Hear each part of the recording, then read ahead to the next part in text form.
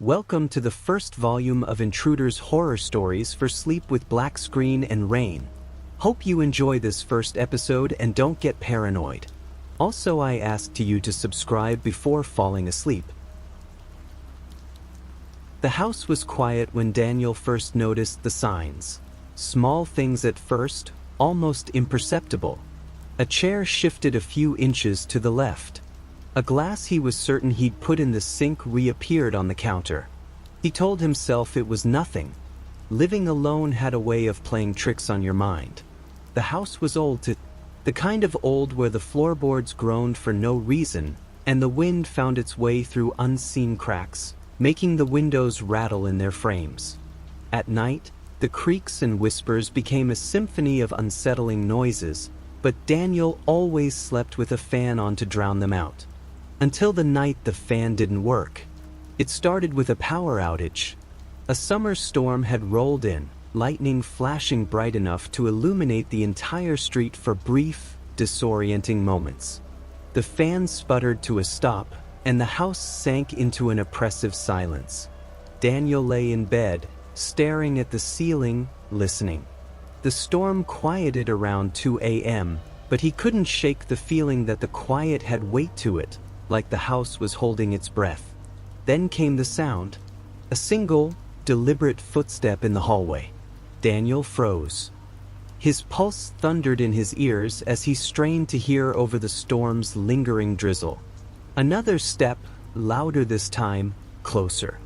He slid out of bed as quietly as he could, his bare feet brushing against the cool wooden floor. Grabbing his phone, he turned on the flashlight, its beam cutting through the dark like a knife. "Hello?" he called out, his voice wavering. No answer. He took a step toward the door, his flashlight trembling in his grip. The hallway stretched out in front of him, long and shadowed, its corners swallowed by darkness. Nothing moved, but the sensation of being watched prickled at his skin. Daniel moved cautiously down the hall, checking each room as he passed. The bathroom, empty. The guest room, untouched. The kitchen, silent. But when he turned back toward the living room, he saw it. The front door was ajar. Daniel's stomach sank. He was certain he'd locked it before going to bed. He approached slowly, his flashlight beam wobbling over the old wood. The door hadn't been forced. The lock was intact, the chain still dangling loosely against the frame. He leaned out into the porch light's weak glow, peering into the night. Rain slicked the steps, and the street was empty. Just the wind, he thought. It must have blown the door open. He locked it again, testing the handle to be sure, and returned to bed. But the unease stayed with him, lingering at the edges of his consciousness like a bad dream he couldn't shake. The next morning, he found muddy footprints in the living room. They were faint but distinct, bare feet, leading from the front door into the house. They stopped abruptly in the middle of the room, as though whoever, or whatever, had made them had vanished. Daniel's chest tightened as he crouched to examine the prints. The mud was still damp. He spent the day checking every lock, every window. He installed new deadbolts, even though he couldn't figure out how anyone could have gotten inside without breaking in. That night he barely slept. The sounds returned, soft, irregular, impossible to pin down. A creak in the ceiling. A faint shuffle in the living room. Daniel told himself it was the house settling, the wind brushing against the walls. But deep down he knew better. On the third night he set up cameras. He placed one in the hallway, another in the kitchen, and a third in the living room, all connected to his phone. The grainy feeds gave him a strange sense of comfort as he lay in bed, the glow of the screen illuminating his face. Nothing happened for hours. But at 3:17 a.m., the camera in the hallway flickered. Daniel bolted upright, his heart pounding. The feed returned, showing the empty hallway, but something was wrong. The picture was subtly skewed, as though the camera had been moved. Before he could process it, the living room camera glitched. His breath caught in his throat as he switched feeds. The living room appeared normal at first. The couch, the coffee table, the shadows cast by the dim glow of the porch light outside. But then, from the corner of the screen, something moved. A figure, pale and blurred, stepped into view for only a second before the camera cut out entirely. Daniel sat frozen, his phone clutched tightly in his hands. The silence in the house felt unbearable. And then he heard it, the unmistakable sound of breathing. It wasn't his. It was coming from the other side of his bedroom door. Daniel's breath hitched, his body locked in place. The breathing was slow, deliberate, and impossibly close, as if whoever, or whatever, was on the other side of the door wanted him to hear it. His mind raced. The cameras were offline. The locks had been checked, double-checked. And yet, he wasn't alone. Gripping his phone like a lifeline, he activated the flashlight again, the beam casting eerie, trembling light around the room. His heart thudded so loudly in his chest that he thought it might drown out the sound from beyond the door. But no, it was still there. So the breathing deepened, growing heavier, and then, thud. A sudden, deliberate knock on the door. Daniel jumped, the phone slipping from his grasp and clattering to the floor. For a second, the room was plunged into darkness again, the light of the screen casting grotesque, shifting shadows. "Who's there?" His voice cracked, barely more than a whisper. No response. He scrambled for the phone, clutching it tightly. This time, he didn't call out. Instead, he slowly backed toward the closet, his gaze fixed on the door as if his life depended on it. The knob jiggled, rattling softly, almost playfully. And then it stopped. The silence stretched thin, taut as a wire. Daniel crouched in the corner, his phone aimed shakily at the door. He braced himself for the worst. Minutes passed. Maybe longer. The stillness began to play tricks on him, making him doubt what he'd heard. His breathing slowed, his pounding heartbeat easing as rationality clawed its way back into his mind. Just when he was beginning to convince himself it was his imagination, the closet door creaked behind him. Daniel froze. It was a sound he knew intimately, having opened and closed that door every day for years. The slow, deliberate groan of wood bending on rusted hinges. He hadn't touched the closet.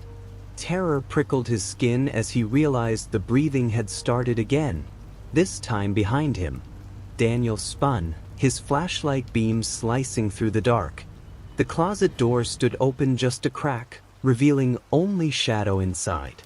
He held his breath, ears straining for the faintest sound, the smallest movement. Nothing. He edged closer, his flashlight trembling as it illuminated the doorframe. His mind screamed at him to stop, to run, but his body betrayed him, driven by some sick, primal curiosity.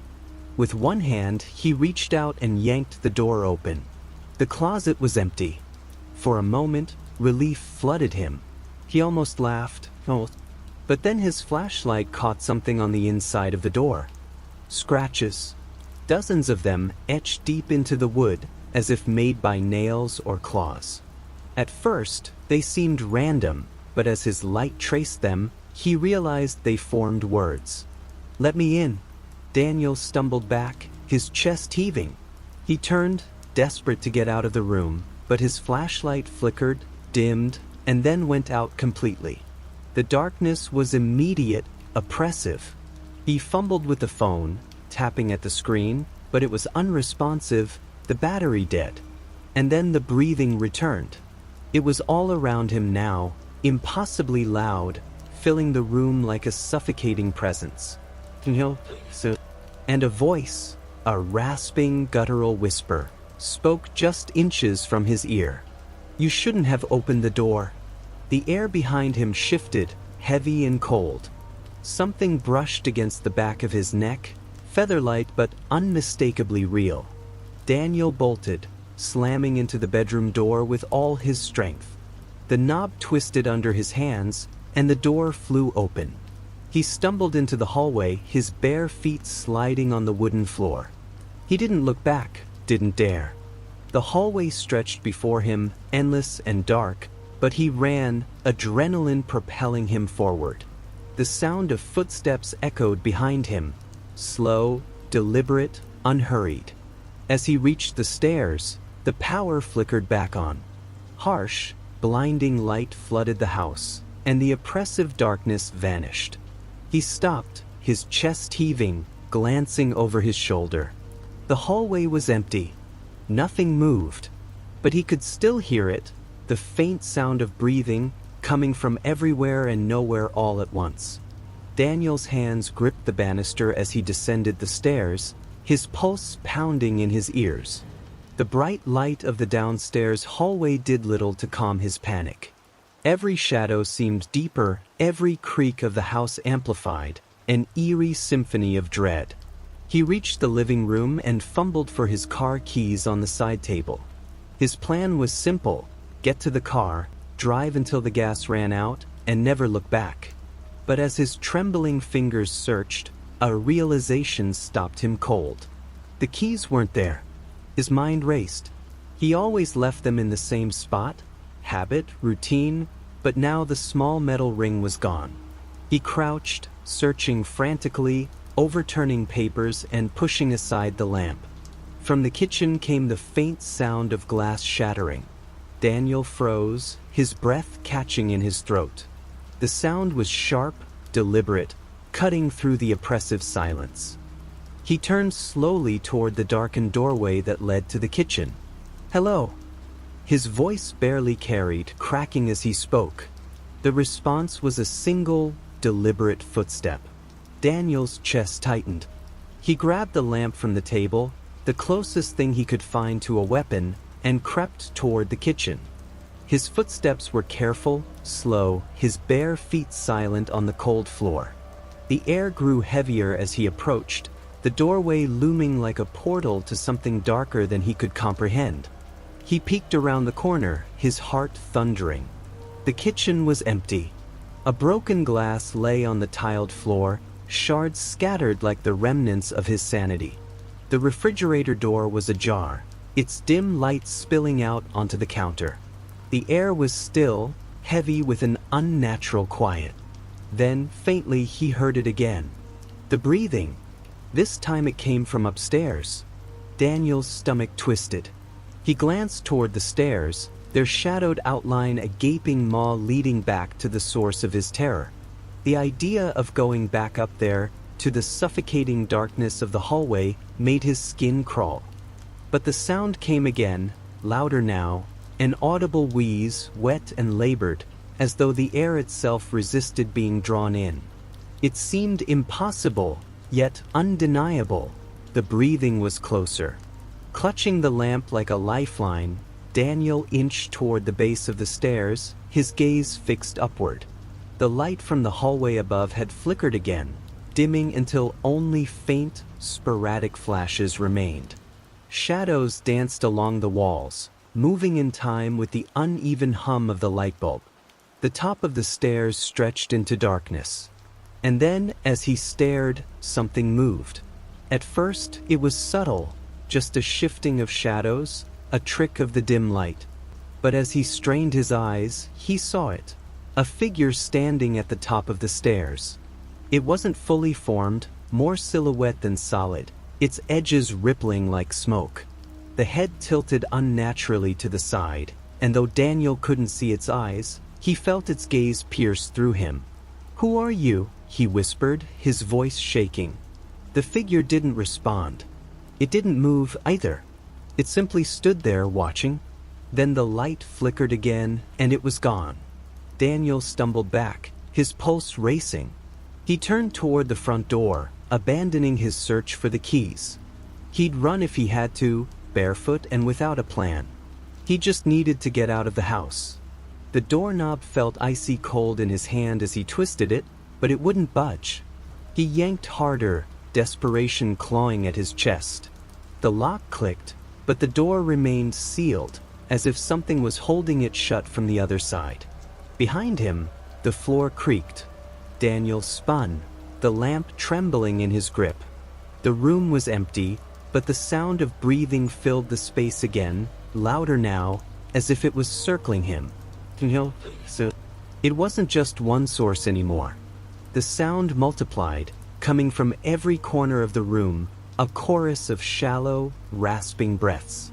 And then the whispers began. Low, guttural, indecipherable. They filled the air like static, overlapping until they became an unbearable cacophony. Daniel clapped his hands over his ears, the lamp clattering to the ground. "Stop it," he screamed. "Leave me alone." The whispers ceased instantly, replaced by an oppressive silence. And then a single voice broke through, clear and close. "You let us in." Daniel's head snapped up.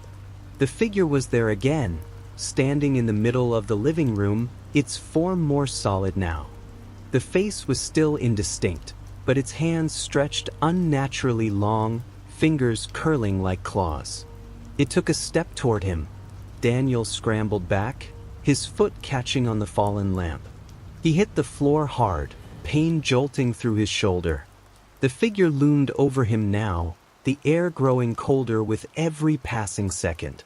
"Please," he whimpered, tears streaming down his face. The figure knelt, its face inches from his. Its breath was icy against his skin. "Don't run," it whispered. And then the lights went out. The darkness swallowed everything, an abyss so complete that Daniel couldn't tell if his eyes were open or closed. The air felt dense, pressing against him like a heavy blanket. He couldn't move, couldn't breathe. The only sound was the relentless breathing, inhale, exhale, now so close it was as if the figure was inside him. Daniel reached blindly in the dark, his fingers brushing against the cold metal of the fallen lamp. He grabbed it, clutching it like a lifeline. Somewhere, distant but distinct, the whispers began again. This time they weren't overlapping. They spoke in unison, a single phrase repeated over and over. "You let us in. You let us in." Daniel's head spun, and the weight of their words crushed him. He had no memory of an invitation, no idea what they meant. Yet the accusation felt visceral, clawing at his mind. "I didn't," he choked out, his voice breaking. "I don't even know who you are." The whispers stopped. The breathing grew louder, so close now that he could feel the cold against his ear. "We're always here," the voice whispered.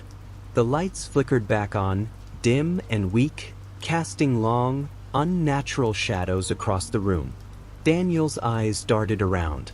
The figure was gone, but the room itself looked wrong. The walls seemed to pulse, shifting as if they were alive. Objects, chairs, the table, even the pictures on the wall, were subtly warped, their shapes just slightly off. And then he saw it. The figure was crouched in the corner of the room, its body twisted and contorted. It moved in sharp, unnatural jerks, its limbs bending in ways that made Daniel's stomach churn. Its head snapped toward him, and for the first time he saw its eyes, empty voids, blacker than the darkness that had engulfed him. It scuttled forward on all fours, its movements insect-like, impossibly fast. Daniel screamed, scrambling to his feet.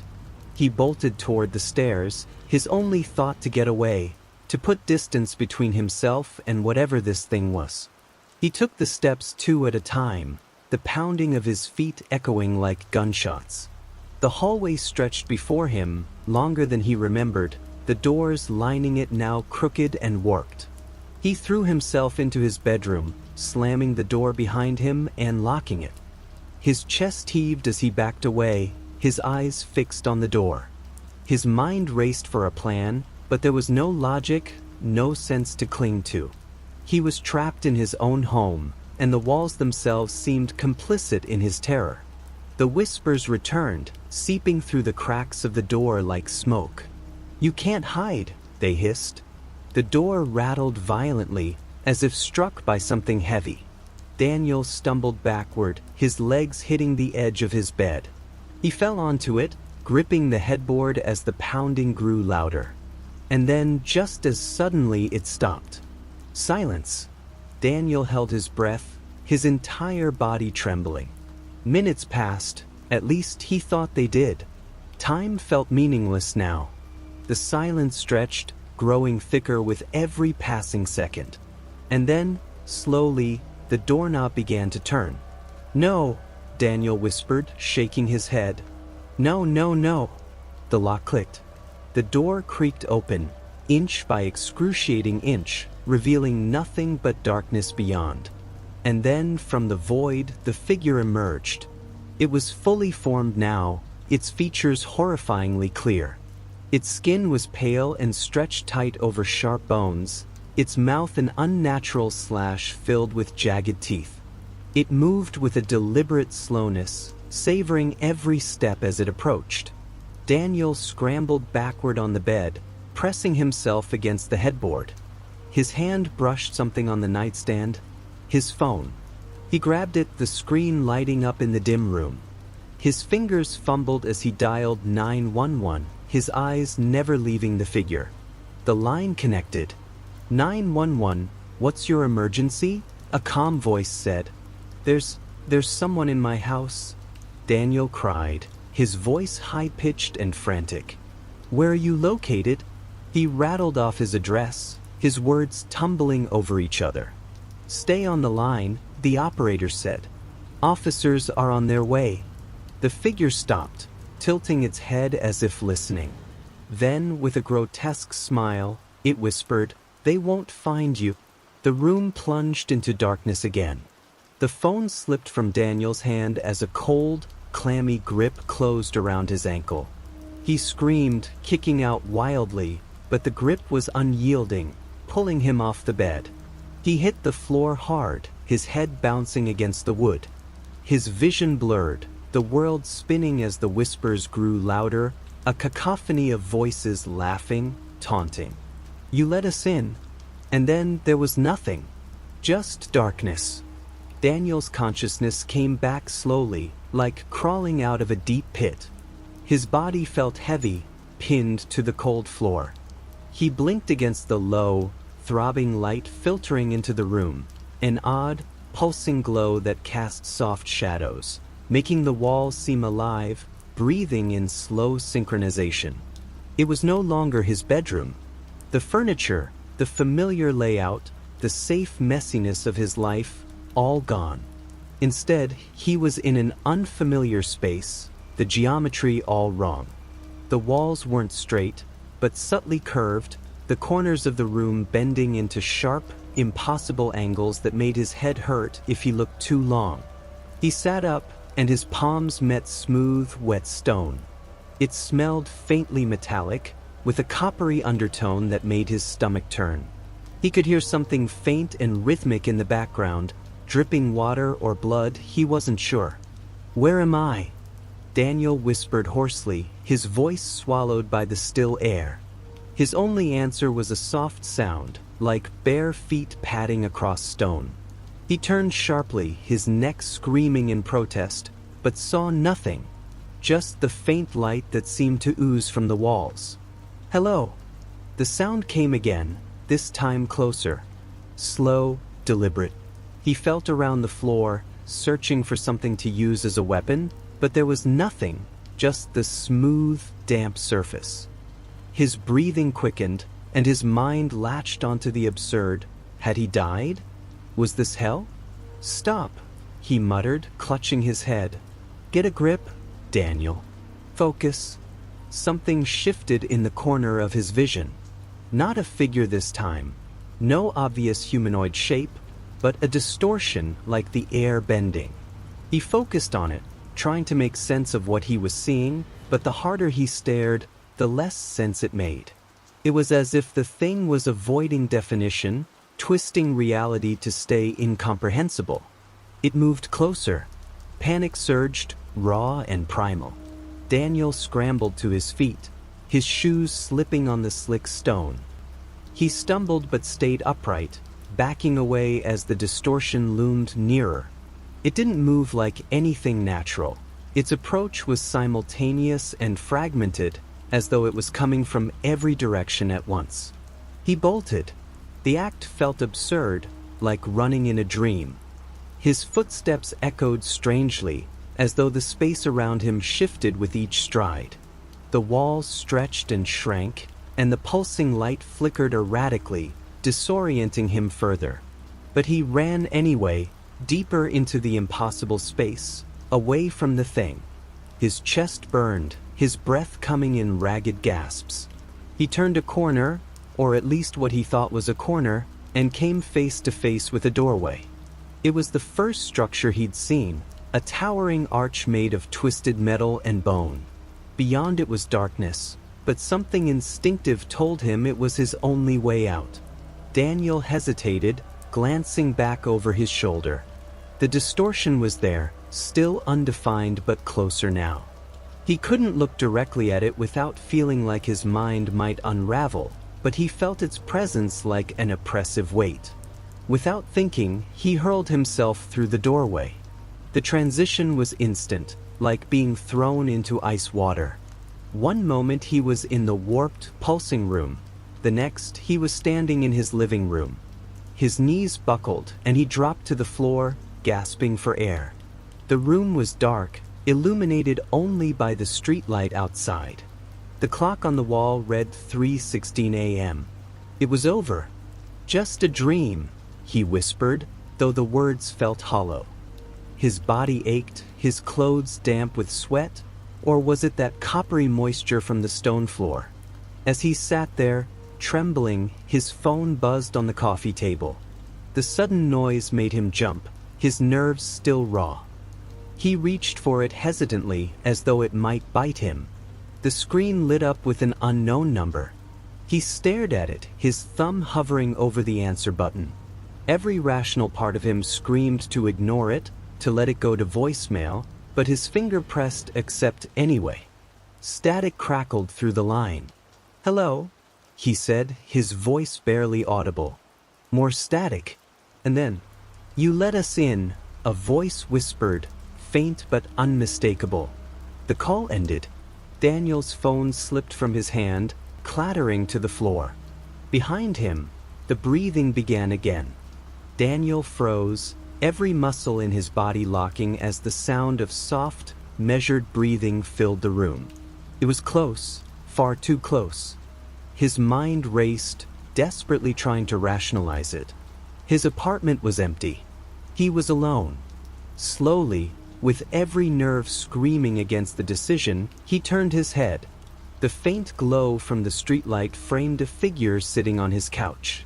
It was human-shaped but wrong in every conceivable way.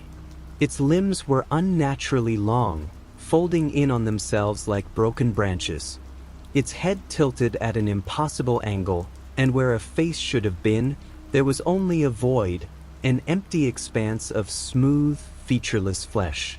It wasn't moving, but Daniel could feel it watching him. Who are you?" His voice cracked, a pathetic whisper. The figure didn't respond, but the breathing grew louder, deeper. Daniel's chest tightened, the air around him heavy and suffocating. He stumbled backward, knocking over a lamp, but the figure didn't flinch. It simply sat there, its head tilting further, as though curious. He turned to run, but his legs felt leaden, each step harder than the last. The hallway stretched endlessly before him, the door to his bedroom impossibly far. The walls around him seemed to close in, their familiar edges warping into jagged, unnatural shapes. From behind him came a noise, a wet, gurgling sound, like something dragging itself across the floor. He didn't dare look back. Reaching his bedroom door, Daniel slammed it shut and pressed his weight against it. His heart pounded in his ears, his breath coming in short, shallow gasps. He grabbed a chair, wedging it under the doorknob, and backed away. For a moment, there was silence. Then, the doorknob began to rattle. "No, no, no," Daniel muttered, pressing his hands to his temples. The rattling stopped. The silence stretched, oppressive and absolute. But then came the whisper, impossibly close, as though spoken directly into his ear. "You let us in," Daniel screamed, spinning around, but the room was empty. He stumbled to the corner, clutching his head, his knees giving out beneath him. The walls began to pulse, the shadows stretching and writhing as though alive. The air turned icy, his breath visible in the dim light. The whispering grew louder, overlapping voices repeating the same phrase. "You let us in. You let us in." Daniel's vision blurred, the room spinning around him. The figure from the living room was there now, crouched in the far corner, its form flickering like a bad signal. Its void-like face turned toward him, and from the blackness, a single hand reached out, impossibly long fingers curling toward him. "No," he screamed, clawing at the walls. The hand touched his chest, and the world went dark. When Daniel awoke, he was lying on his living room floor. Sunlight streamed through the window, warm and comforting. For a moment, he thought it was over. Just a nightmare, he told himself. A vivid, horrifying nightmare. But then his phone buzzed. Picking it up, his stomach dropped as he saw the notification. One missed call, from an unknown number, and below it a text message. "We're still here."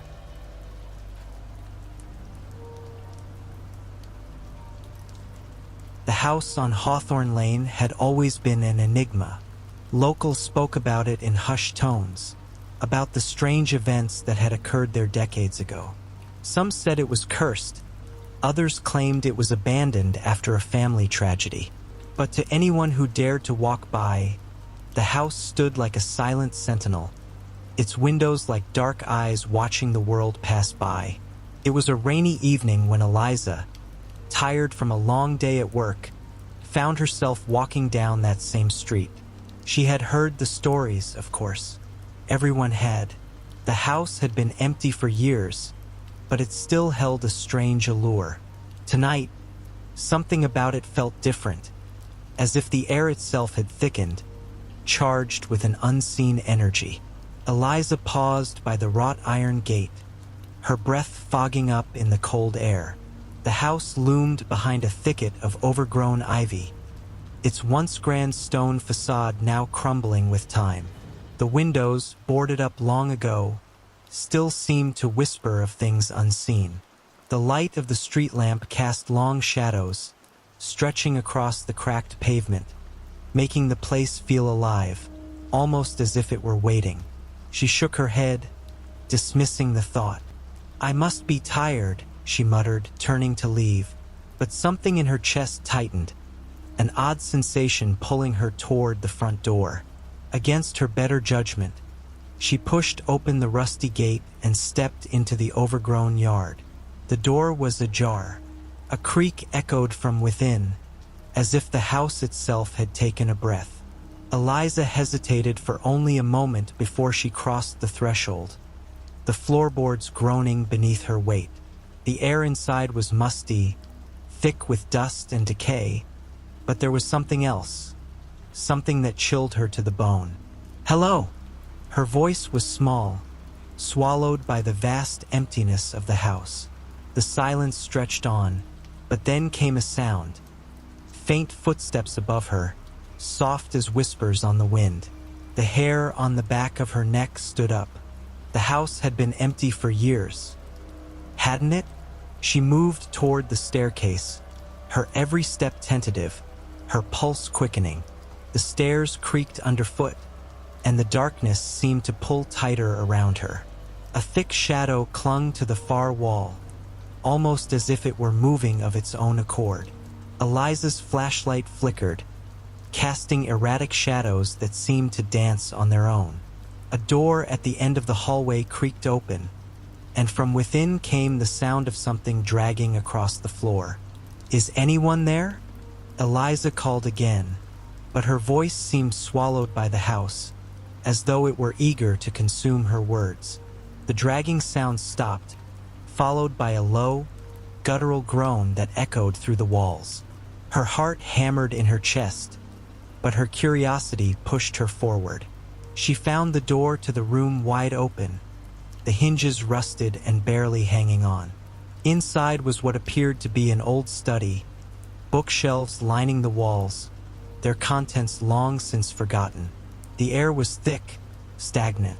But what caught her attention was the figure sitting at the desk. It was a man hunched over, his back turned to her. His clothing was old, tattered, like it belonged to another time. He had no reason to be there. The house had been empty for years. Eliza. The voice came from behind her, raspy, chilling her to the bone. She spun around, but the hallway was empty. The dragging sound had resumed, now closer, louder, the rhythmic scraping of something being pulled across the floor. Eliza turned back to the figure at the desk, her heart sinking. The man was facing her now. His face was pale, nearly translucent, his eyes wide open, but empty, hollow sockets staring into hers, devoid of any life.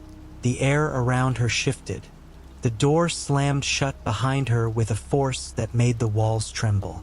The man stood slowly, unnaturally so, his joints creaking, the dragging sound now unmistakable, closer than ever. The darkness in the room seemed to grow, pulling at her like a heavy weight. "Help me," the man whispered, his voice now a rasping croak, his mouth barely moving. "They're coming." Suddenly, the house came alive. The walls seemed to shift, groaning as if they were alive. Eliza backed away, her breath shallow, panicked. From the shadows, shapes began to emerge. Figures, indistinct and fleeting, but growing more solid with every passing moment. Each one had the same hollow eyes, the same desperate, empty gaze. Their movements were slow, deliberate, dragging their feet across the floor like they hadn't walked in years. Or maybe they didn't need to. They were coming for her. In a blind panic, Eliza rushed toward the door, slamming her body against it in an attempt to break it open. But it didn't budge. The figures were closer now, dragging themselves toward her, their limbs twitching unnaturally, their faces grotesque reflections of the man at the desk. "Eliza, please." The voice echoed in her mind again, but this time it was not the man. It was something else, something deeper, more sinister. Her flashlight flickered one last time, casting a fleeting image of something monstrous at the edge of the room. A mass of shadows, limbs, and eyes that stretched across the floor, closing in on her. She screamed, the sound torn from her throat as the darkness swallowed her whole. Eliza's scream was cut short as something heavy crashed into her chest. A cold, bony hand gripped her ankle, pulling her back toward the center of the room. Her mind raced as she kicked desperately, her foot meeting the floor with each frantic thrust. Her flashlight rolled across the ground, casting wild, darting beams of light over the now horrifying faces of the figures advancing toward her. The air was thick with the smell of decay, like something rotting beneath the floorboards. Her heart slammed against her ribs as she tried again to force the door open, her fingers numb with terror. But the more she struggled, the more the house seemed to tighten around her, as if it were alive, feeding off her fear. From the corner of the room, another figure emerged. This one was larger, hunched, its back arched at an unnatural angle, its limbs longer than they should have been. Its skin was stretched thin, pale as ash, its mouth twisted in a grotesque smile that shouldn't have been possible. "Eliza, you shouldn't have come." The voice was a rasping whisper, hollow and distant, yet unmistakably familiar. It was the same voice that had called her name earlier.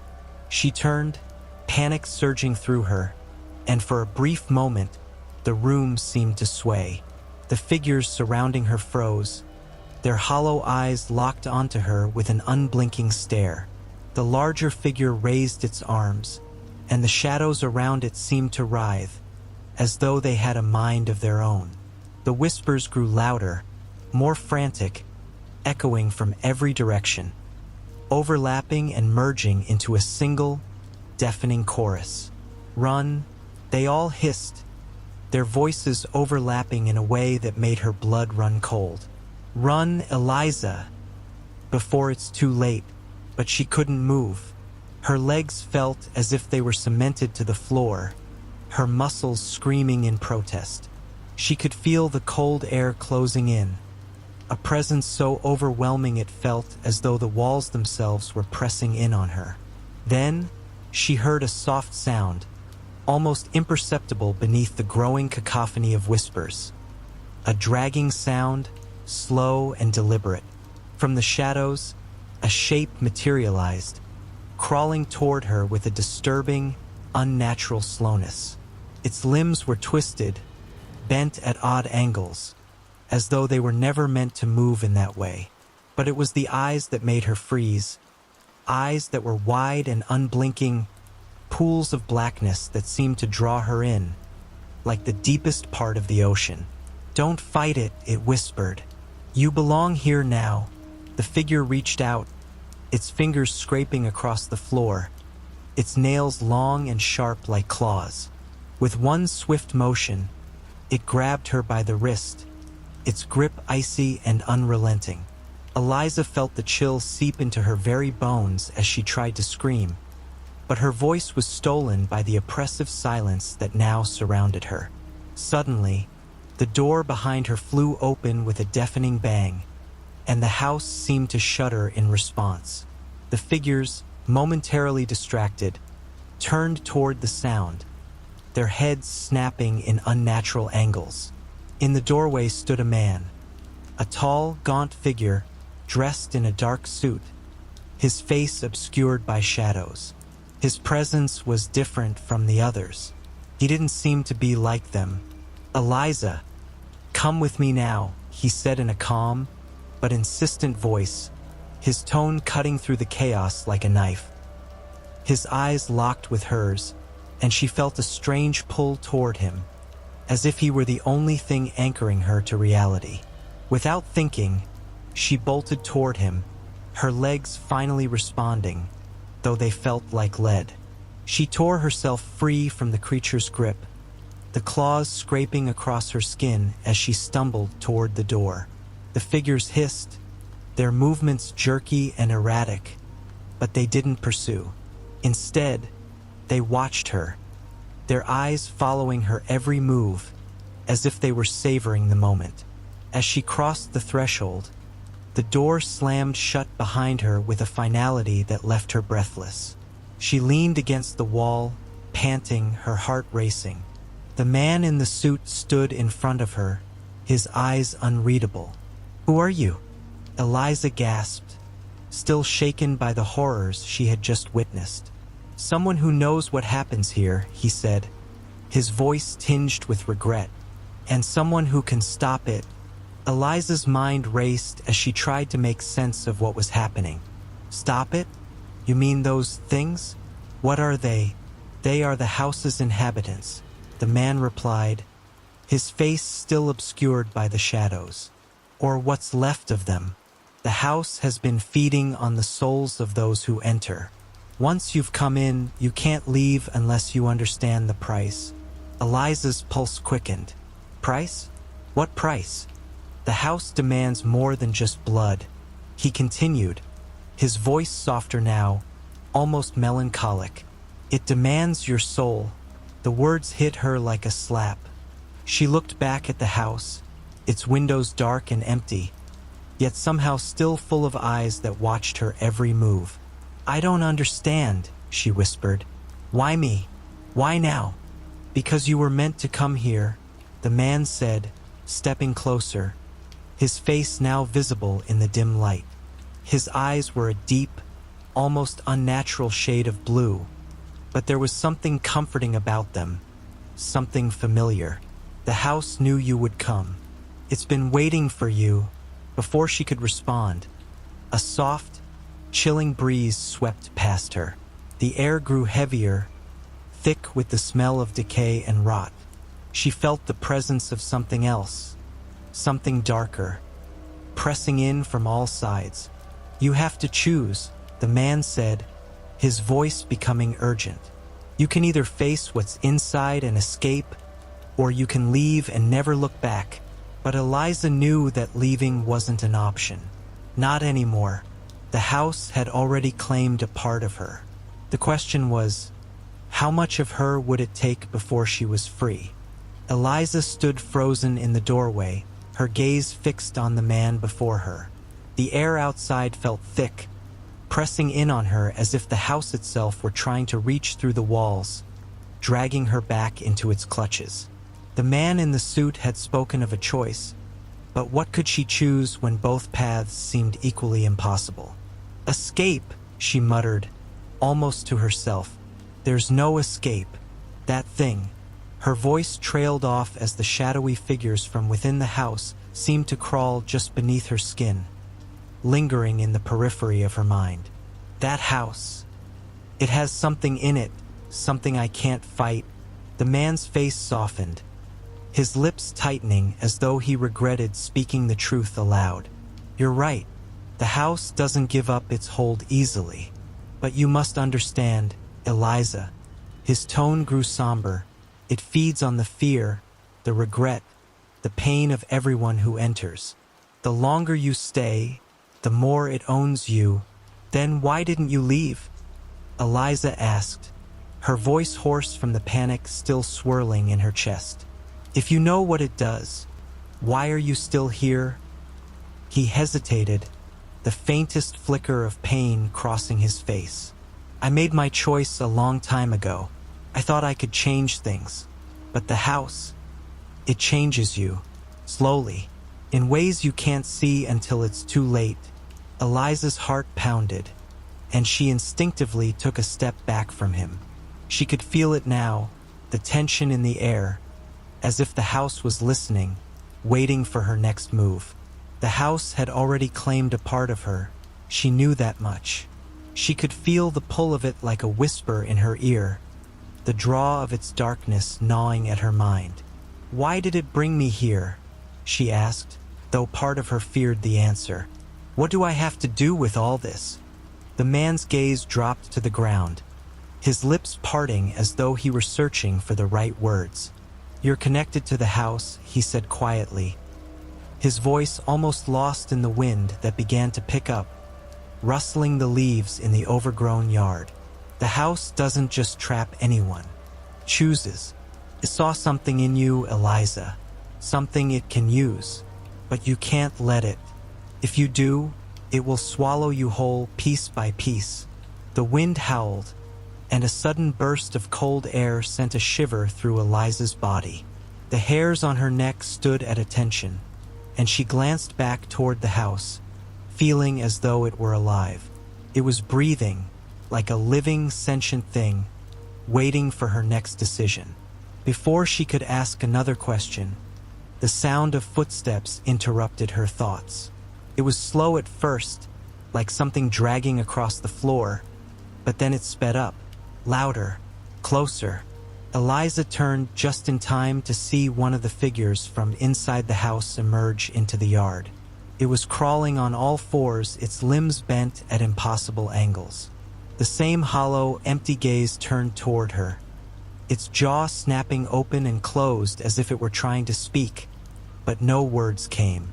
Its mouth widened, stretching impossibly wide, the edges of its lips pulling back to reveal rows of blackened teeth, sharp and jagged. The figure crawled forward, its movements jerky, unnatural, like it was being controlled by something unseen. Eliza's heart raced, her body trembling, and she instinctively took a step backward. But the man in the suit moved with surprising speed, his hand gripping her wrist, holding her in place. Don't look away, he warned urgently. It wants you to look away. It will try to make you forget, but if you do, it will take you and you won't remember any of it. You'll become just like them. The creature inched closer, its hollow eyes locked onto Eliza's. Its breath came in ragged, gurgling gasps, and the air around them seemed to grow colder with each passing second. Eliza swallowed hard, the man's grip tightening on her wrist. She could feel his pulse, erratic, like his own fear was rising to the surface. Her mind screamed at her to run, to do anything to escape, but her body wouldn't move. "Focus," the man said, his voice a rasp now, raw with desperation. "You can't fight the house directly, but you can fight its hold on you. The choice is yours. Either confront it and find what it's hiding, or leave and live with the consequences." The creature let out a low, guttural noise, its head twitching unnaturally. Eliza could hear the rasp of its breath, like the sound of a drowning man. The darkness behind it seemed to deepen, and the house, though still distant, felt as though it were closing in on her. "Leave now," the man urged, his grip tightening on her wrist, his voice shaking. "Before it's too late." The creature was almost upon them now, its claws scraping across the stone walkway. It opened its mouth, the air thick with the stench of rot, and whispered a word. A single, chilling word that sent a spike of dread straight through Eliza's spine. "Eliza!" The word hung in the air like an omen, echoing over and over again, until it became all she could hear. The word hung in the air like a curse, slithering into Eliza's ears, its resonance vibrating through her bones. "Eliza!"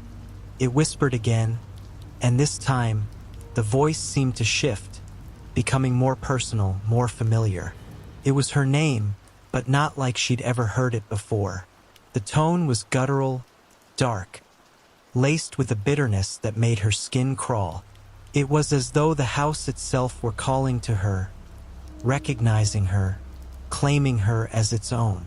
Eliza's breath caught in her throat. Her legs trembled, unwilling to move. Rooted to the spot by the force of the presence she could now feel all around her. The creature's shadow loomed larger, the ragged noise of its breath filling the space between them. She could feel it growing closer, a presence pressing on her chest, suffocating her. The man beside her didn't move, his grip tightening around her wrist as though he were trying to anchor her to the earth itself. "Don't listen to it," he said urgently, his voice low and strained. "That's what it does. Tries to make you feel like you belong here, like you've always been a part of it. But you haven't."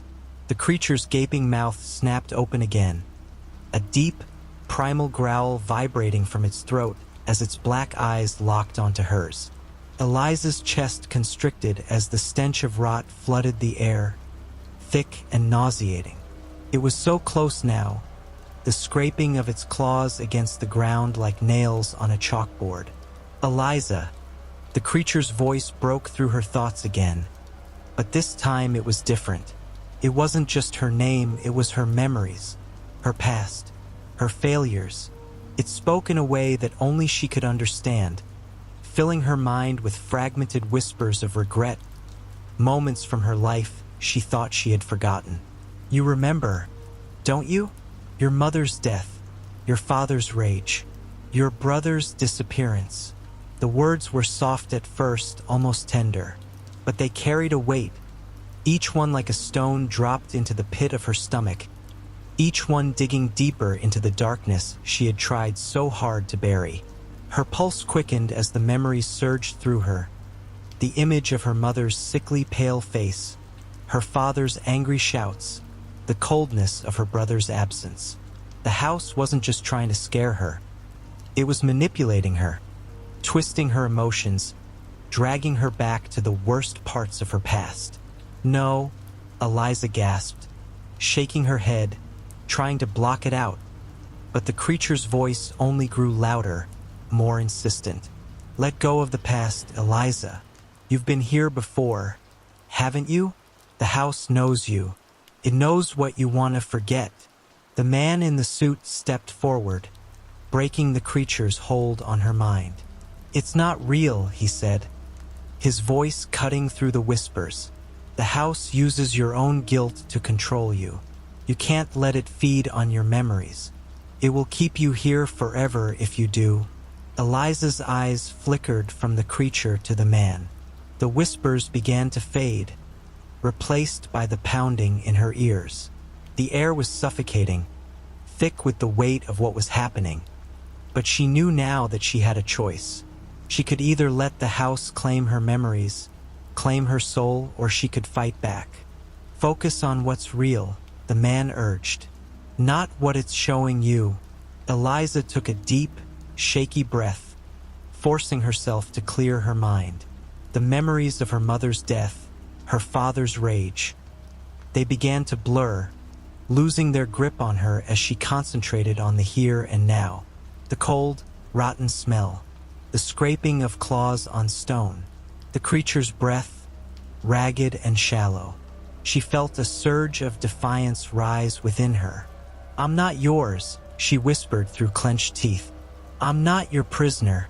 The creature's growl deepened, and it lunged forward, its body snapping with a sickening crack as it barreled toward her.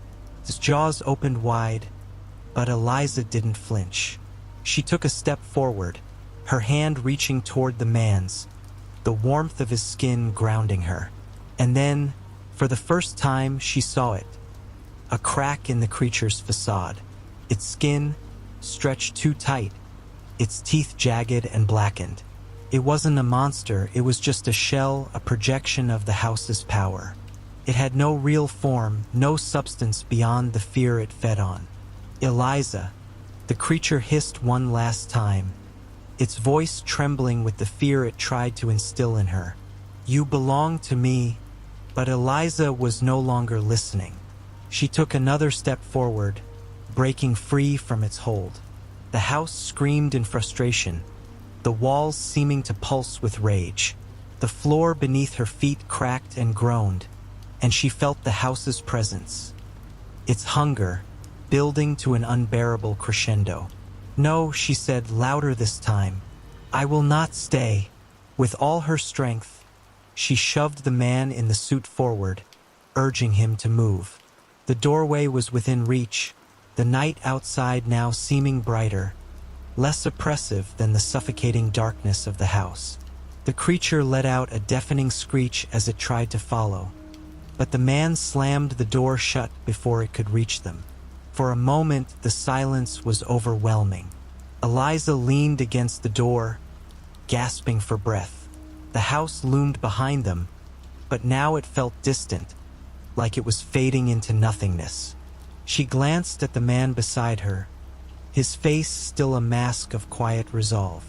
"That's not the end of it," he said softly, his eyes darkening.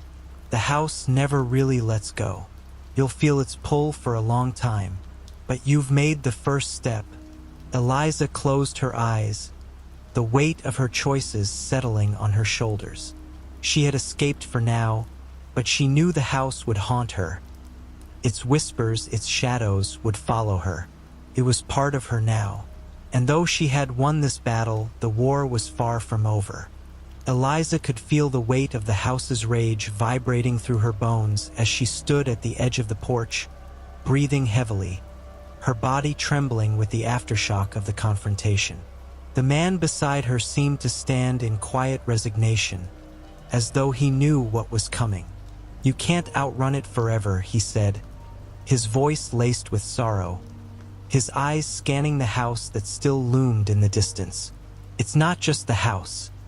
It's everything you left behind, everything you tried to forget. It will always be part of you now." Eliza felt a surge of cold run through her veins, but she stood tall, her shoulders squared. "I don't care," she whispered, her voice more resolute than she felt. "I won't let it win. Not again." She turned to face the man, but his expression had changed. There was something distant in his eyes now, like he wasn't fully there. "You still don't understand," he said slowly, almost as if he were speaking from a great distance. "The house never lets go of those it chooses. You can leave, but it will always call to you. In your sleep, in your dreams, in every shadow." The wind picked up, sending a chill through the night air, and Eliza felt the hairs on the back of her neck rise. The whispering began again, faint at first, like a breeze moving through the trees. But it wasn't the wind. It was the house. Its presence seeped into the air around them, seeping into her very thoughts. "Eliza, you can't escape me." The voice was clearer now, distinct, but it wasn't coming from the house. It was inside her mind. The creature's voice, no, the house's voice, had followed her outside, wrapping itself around her like a vice. Her breath quickened. She could feel it creeping in, taking root again, digging into her memories, her insecurities. The man's eyes widened. "No, don't let it in, Eliza. It's not just in your head. It's in your soul. You have to break free before it takes you again." But Eliza wasn't listening anymore. The house was pulling at her, tugging her thoughts and emotions into its grasp. Her hands clenched at her sides as the memories, those fragments of regret and guilt, came rushing back with terrifying clarity. Her mother's death, the haunting guilt of her brother's disappearance, the weight of her father's anger, all of it wrapped around her, tightening like a noose. And the whispers, they were louder now, so loud that her mind began to break under the pressure. "Eliza, let go. You belong to us."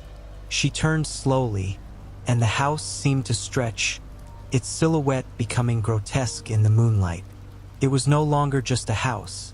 It was a living thing, a thing that breathed and writhed with a hunger that gnawed at her very soul.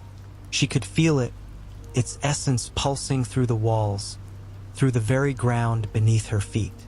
The man in the suit stepped back, his expression turning grim. "You can't save yourself now. You've already made the choice. The house, it owns you." Eliza's vision blurred as she looked back at the man. The streetlights flickered out one by one, plunging the world into a blanket of darkness. The house, no, the thing that had once been a house, loomed larger in the distance, a pulsating entity of dread. But then, something shifted inside her, a spark of clarity. "No," she whispered, almost to herself. "I haven't made a choice. Not yet." The ground beneath her seemed to tremble as she stepped forward, her feet moving with a new determination. The whispers tried to claw at her, to drag her back, but she shut them out. She could feel the house's grip loosening, its hold slipping like sand through her fingers. The man reached for her arm, his grip cold and firm, but she wrenched away from him. "I'm not going back," she said, her voice breaking through the darkness. "I'm not your prisoner. Not anymore." The house screamed, a horrible, shrieking wail that vibrated through her body.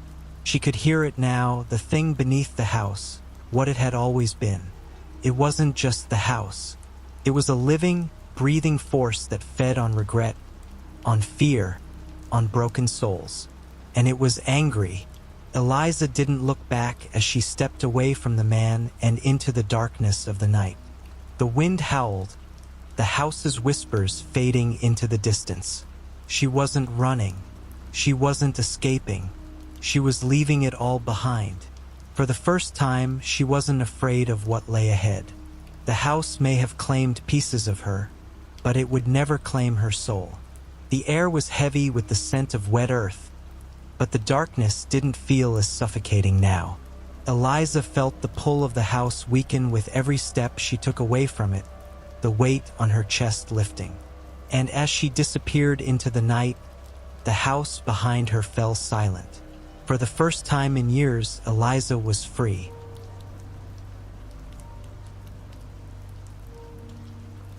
Ethan had been driving for hours, the monotonous hum of the tires on the asphalt beginning to lull him into a dazed state. He should have stopped for a rest hours ago, but something kept him pushing forward, an urgency he couldn't shake, like something was pulling him toward the empty stretch of road ahead. The headlights of his car sliced through the thick dark, casting long shadows across the shoulder. He hadn't seen another vehicle in miles, and the isolation only amplified the creeping sense of unease that had begun to settle in his gut. It was late, later than he'd intended, but the fatigue was beginning to take over, and his thoughts felt foggy. His phone, nearly dead, rested on the passenger seat.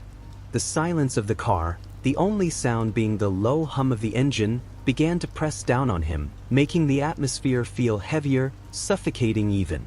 The trees along the road, dark and shadowed, blurred past him. It had been a long day, longer than expected, and his body was starting to ache from the tension. He turned the dial to the radio, hoping for some kind of distraction, but all that filled the car was static. His eyes flickered toward the passenger seat, where his coat lay crumpled. He frowned, feeling a strange discomfort. Nothing was out of place, but the seat felt too still, too quiet.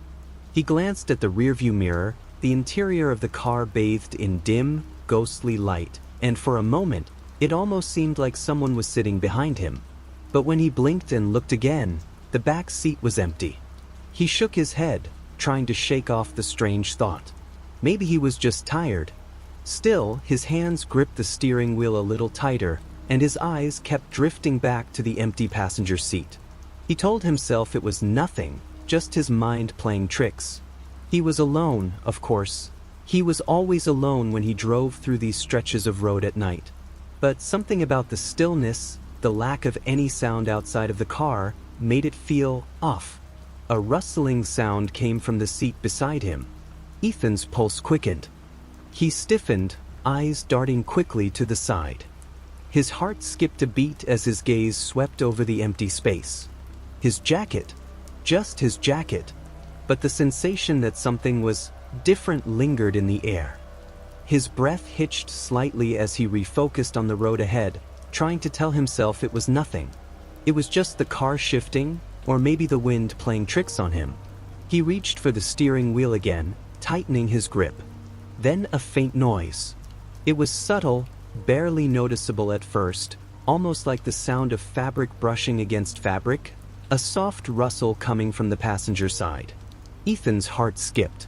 His eyes shot toward the passenger seat again, but it was empty. He could feel his muscles tense, his breath shallow. It was nothing. But then it happened again. A creak. Not from the road. Not from the engine. It was something inside the car. From the seat beside him. A sound like a body shifting. His pulse raced, his fingers now gripping the wheel so tightly that his knuckles turned white. His gaze flicked back to the empty seat, his mind starting to race. He forced himself to look ahead, focusing on the road. Just keep driving. Get to the next town, he thought. But the sensation didn't leave him. It was as though something or someone was there, just out of view, waiting. He tried to shake it off, his hands trembling as he adjusted the mirror. Nothing. Just the road. Just the endless stretch of dark highway behind him. Then, from the corner of his eye, a shadow. A slight movement. His heart lurched. He couldn't bring himself to look, not at first. His eyes flicked back to the passenger side, but the seat was still empty. His mind, however, wouldn't let go of the feeling. His gaze turned to the rearview mirror, then to the side mirror, and finally back to the passenger seat. A tap. Soft, almost imperceptible, but enough to send a shiver down his spine. Ethan sucked in a breath, his eyes widening as he quickly checked the locks on the door. They were still secure, still locked. But the tapping continued, gentle, rhythmic, an unsettling pattern of little knocks against the window. He didn't dare look. The feeling of being watched, of being observed, pressed on him like a weight. He could feel his chest tighten, his breathing quicken. He tried to convince himself that it was just the wind, or maybe the rustling of the jacket next to him. But the tapping wouldn't stop. It was persistent, slow, deliberate. His fingers tightened around the wheel, and his foot instinctively pressed the accelerator harder. The car picked up speed, but the tapping didn't slow down. It was still there, still soft but growing louder in his ears. Just stop. Just stop and check. There's nothing there, he muttered to himself, trying to steady his nerves. He glanced at the passenger seat one more time, his eyes searching for any sign of movement. But the seat was just as empty as before. The tapping stopped suddenly, and for a moment, all he could hear was the hum of the engine. Everything's fine. It's fine, he thought, though his mind wasn't so sure. But as he stared at the road ahead, The shadow of someone, seemed to appear in his peripheral vision. He wasn't sure if it was just the darkness, or if it was his mind playing tricks on him. Either way, his body was starting to feel like it was made of ice. A sudden jolt startled him as something shifted beside him, the sound so sharp it felt like it came from within the car itself. A low, breathy noise filled the air. It sounded like a sigh, soft and slow, just beside him. Ethan's body stiffened, and he turned his head towards the passenger seat, almost unwilling to look. His breath was shallow now, heart hammering against his ribcage. He didn't want to look.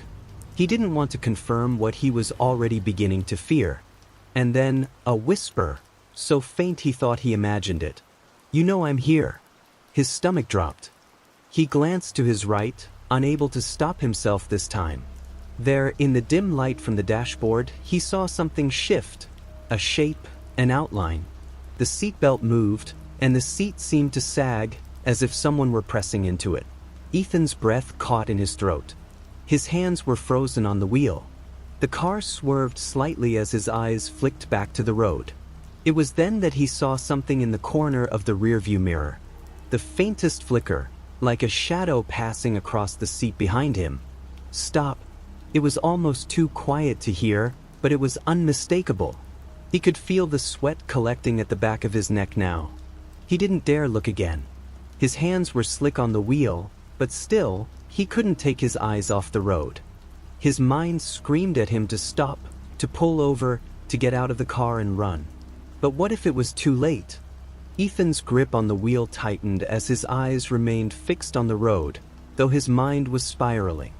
His heart thudded in his chest like a drumbeat, loud and heavy. Every inch of his body screamed for him to stop the car, to get out and make sure no one was there, but he couldn't bring himself to do it. What if it was nothing? What if he was just imagining everything? And yet, the unease didn't leave.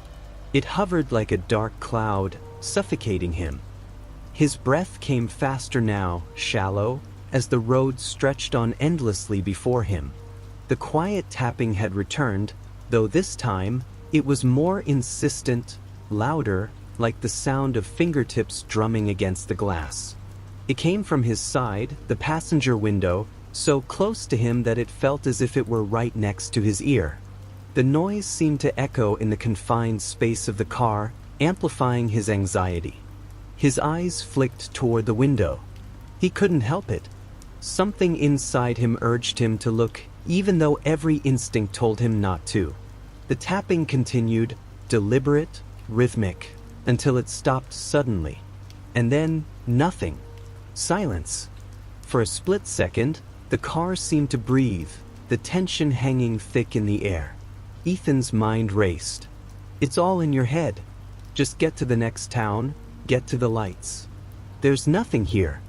But before he could calm himself, a soft rustling came from the back seat. The unmistakable sound of fabric shifting. Ethan's body went rigid. His head snapped to the rearview mirror again, his reflection pale under the harsh light, eyes wide with panic. His heart pounded louder now, drowning out everything else. He could hear it, the softest of breaths, the faintest sound of someone exhaling from the back seat. Ethan's stomach lurched as his gaze darted toward the rear window. He didn't dare look directly at the back seat. The reflection in the mirror was all he could bear, and it was all too much. Please, let it be nothing. Just a trick of the light. Please. But then, the quiet voice returned, this time much closer, too close. It seemed to come from right behind him. Don't look. Ethan froze, his breath catching in his throat. His body screamed to move, to act, but his mind was paralyzed.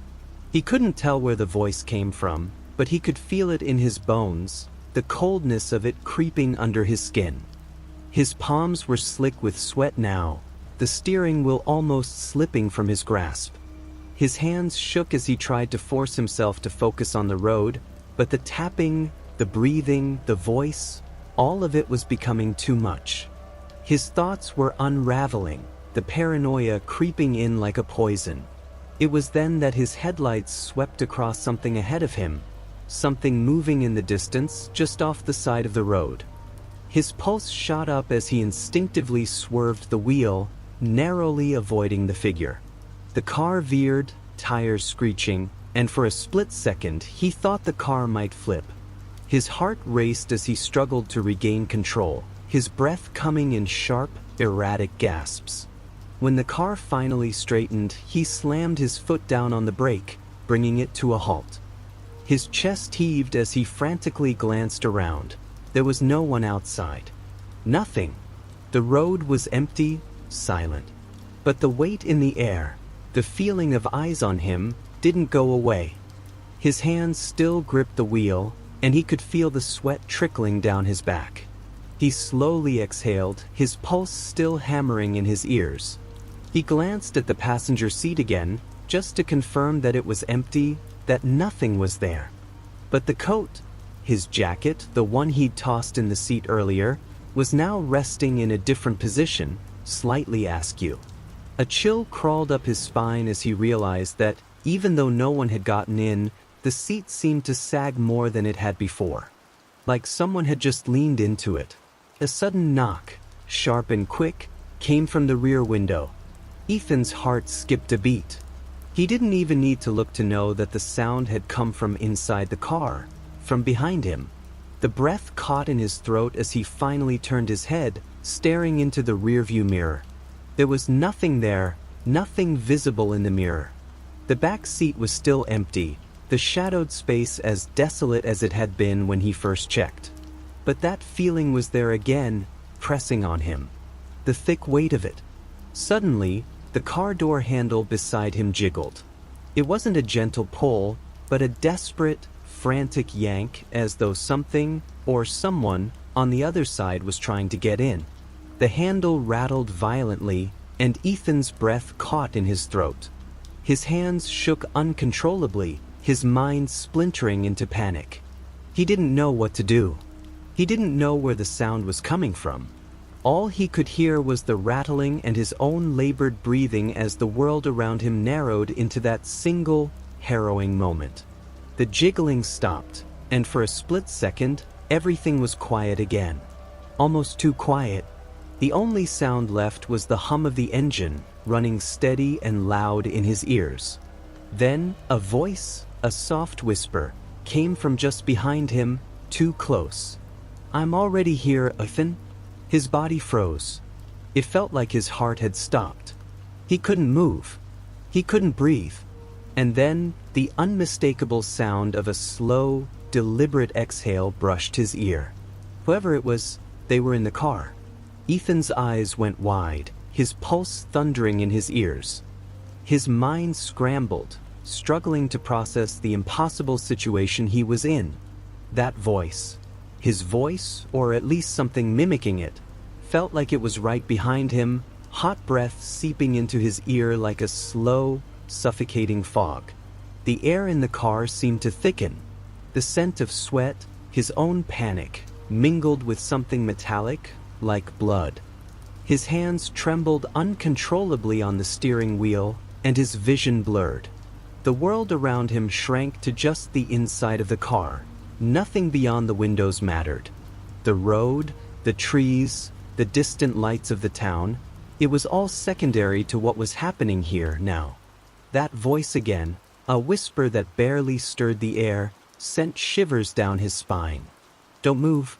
A sick feeling churned in his stomach as his fingers hovered over the gear shift, his instincts screaming at him to drive, to get away from whatever this was. But his body betrayed him. His foot felt glued to the brake. The car sat still in the darkness. He glanced at the rearview mirror again. This time, he didn't look away immediately. He needed to see something, anything that might explain what was going on. There, in the reflection, something stirred. His heart stopped.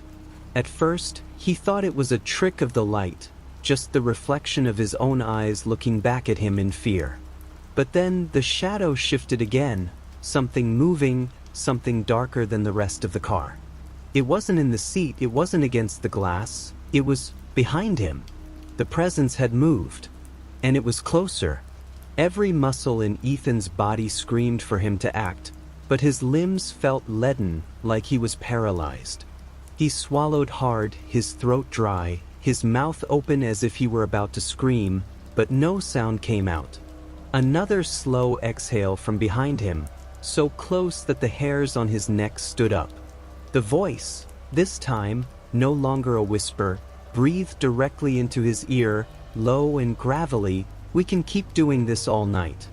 But we both know you'll never get out." Terror flooded his body in waves. He couldn't breathe. His chest felt tight, like there was something pressing down on it, suffocating him. He wanted to look, to confront whatever was there, but his mind kept screaming at him not to. "Don't turn around." A moment of pure, raw fear passed, and then Ethan's body jerked. The door handle rattled again, louder this time, a violent shake that shook the frame of the car. The car door was opening. Someone was getting in. He wasn't imagining it. The metallic screech of the door handle twisting was unmistakable. He could feel it in his bones. He tried to move, tried to slam his foot on the gas, but his body betrayed him again. His vision began to narrow. Everything outside the car was a blur, but in the mirror, something was moving, inching closer. A dark figure. A person.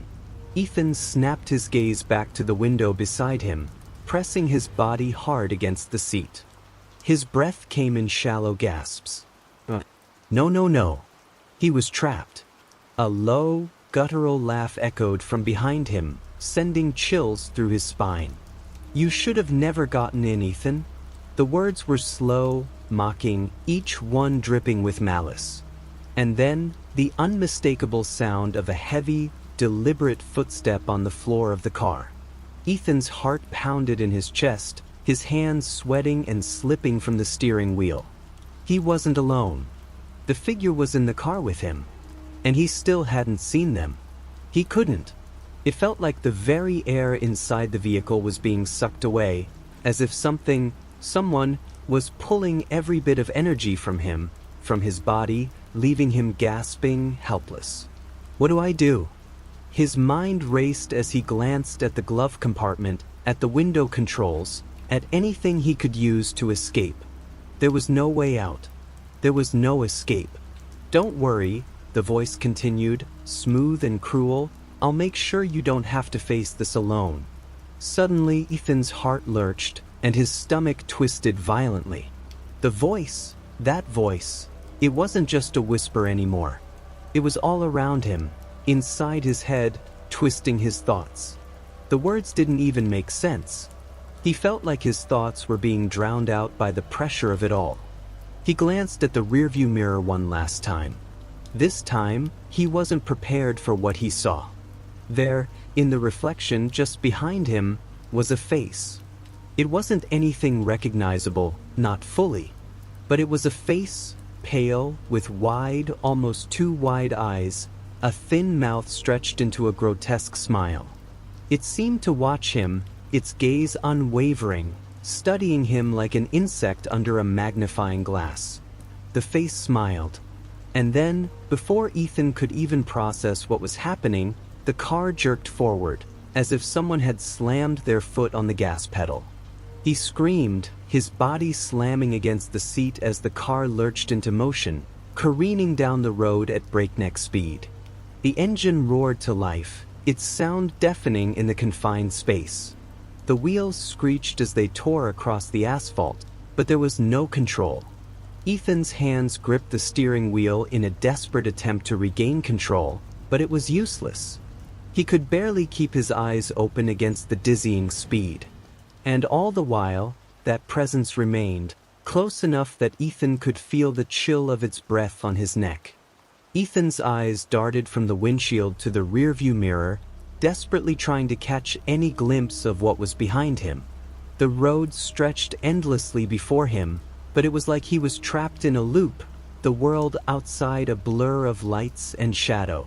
His hands gripped the steering wheel so tightly his knuckles were white, but the car refused to respond.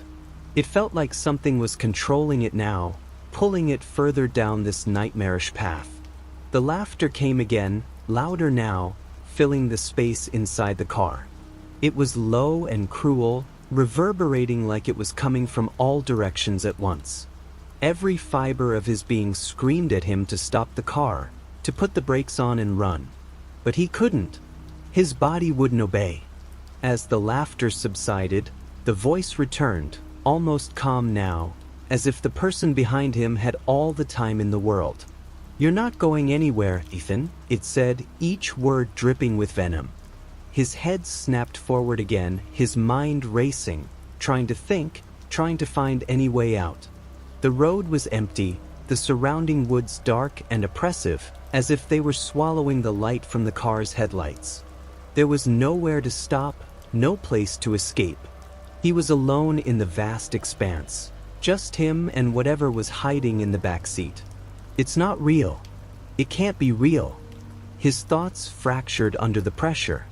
It was impossible. He had to be imagining this. But the sensation of something, someone, there, it was undeniable. It was too real.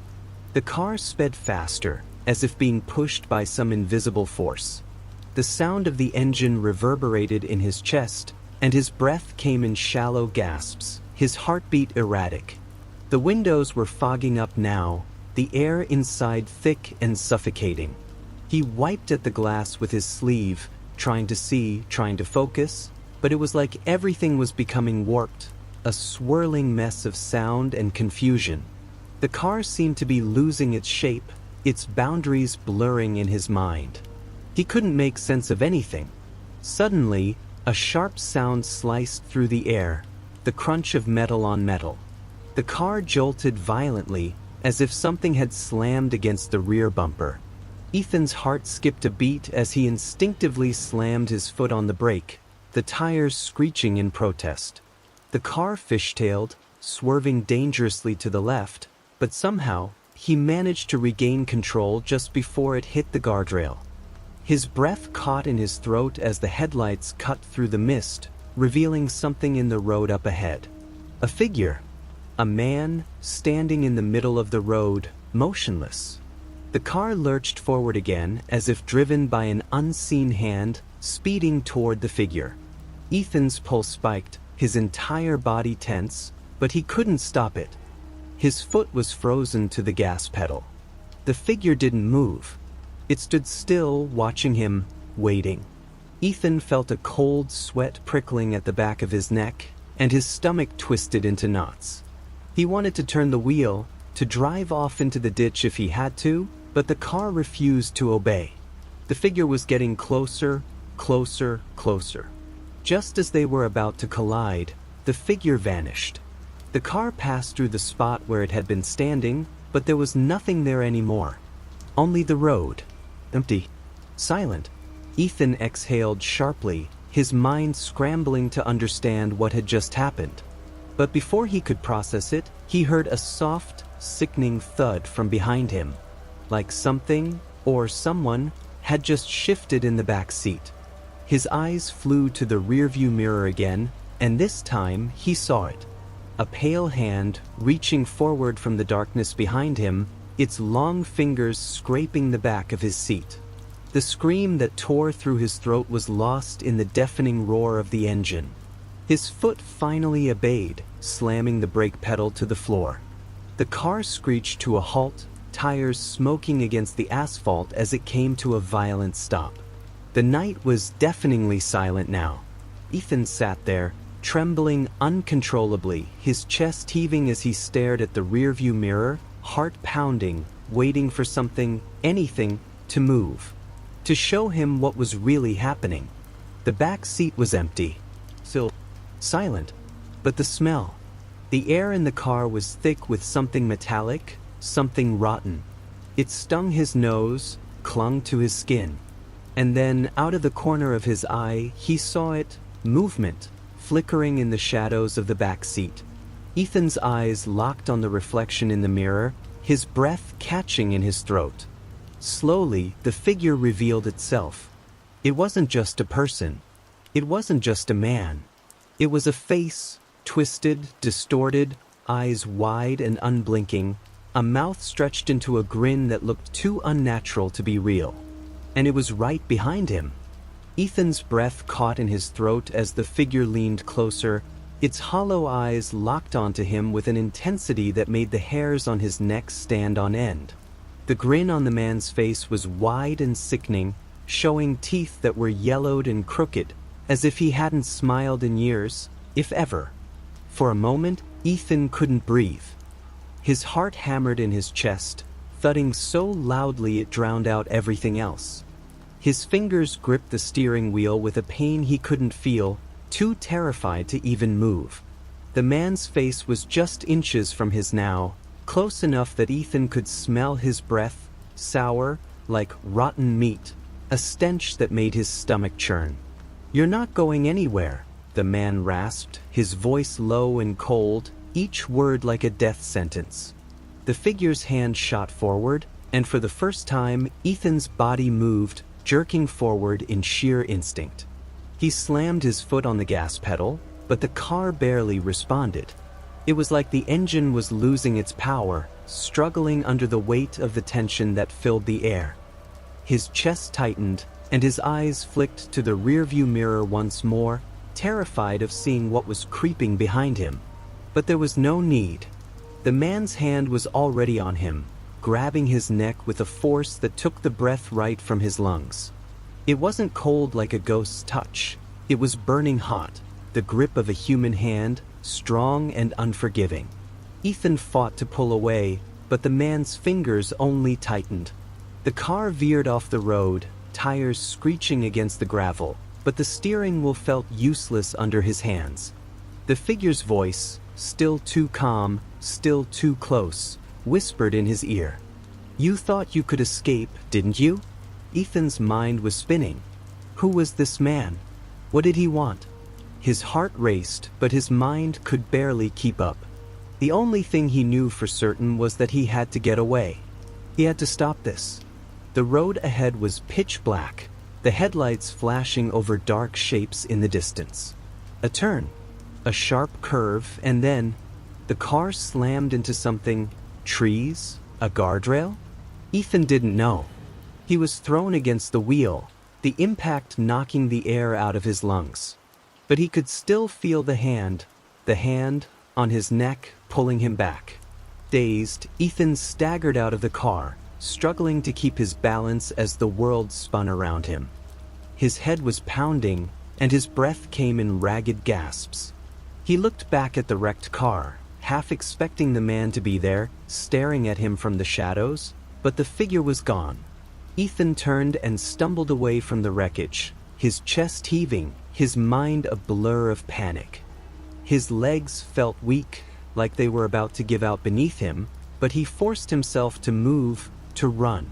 The woods around him felt like they were closing in, the trees swaying unnaturally in the wind, the darkness pressing in from every side. And then, just as his foot struck the ground again, he heard it, a soft crunch, the sound of something moving in the brush behind him. No. His heart lurched, and he twisted around, eyes scanning the shadows. Nothing. Just the forest. Empty. Silent. But then the voice came again, low, almost too calm. "You really thought you could outrun me?" Ethan froze. The voice was unmistakable. It was the same voice from the car. The same man. He was still there. Still following him. The realization hit Ethan like a ton of bricks. This wasn't a ghost. It wasn't something supernatural. This was real. The man had been in the car the whole time, just biding his time. And now he was hunting him. Ethan's pulse spiked, and adrenaline surged through his body. He needed to run. He needed to get away, but where? The woods were endless. The night was silent. He couldn't hear anything but his own breathing. With a gasp, he pushed himself into a sprint, forcing his legs to move, but his body felt heavy, slow, like it was being dragged back into the darkness. He could hear the crunch of footsteps behind him, close, too close. It was only when the ground beneath him gave way, when he fell into the mud and gravel, that he realized the truth. He wasn't alone. And he wasn't getting away.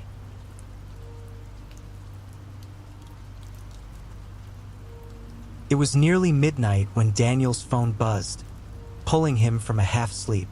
He had been lying awake, listening to the creaks and groans of their old house. The sound was familiar by now, but tonight it felt different. The buzzing continued, more urgent now.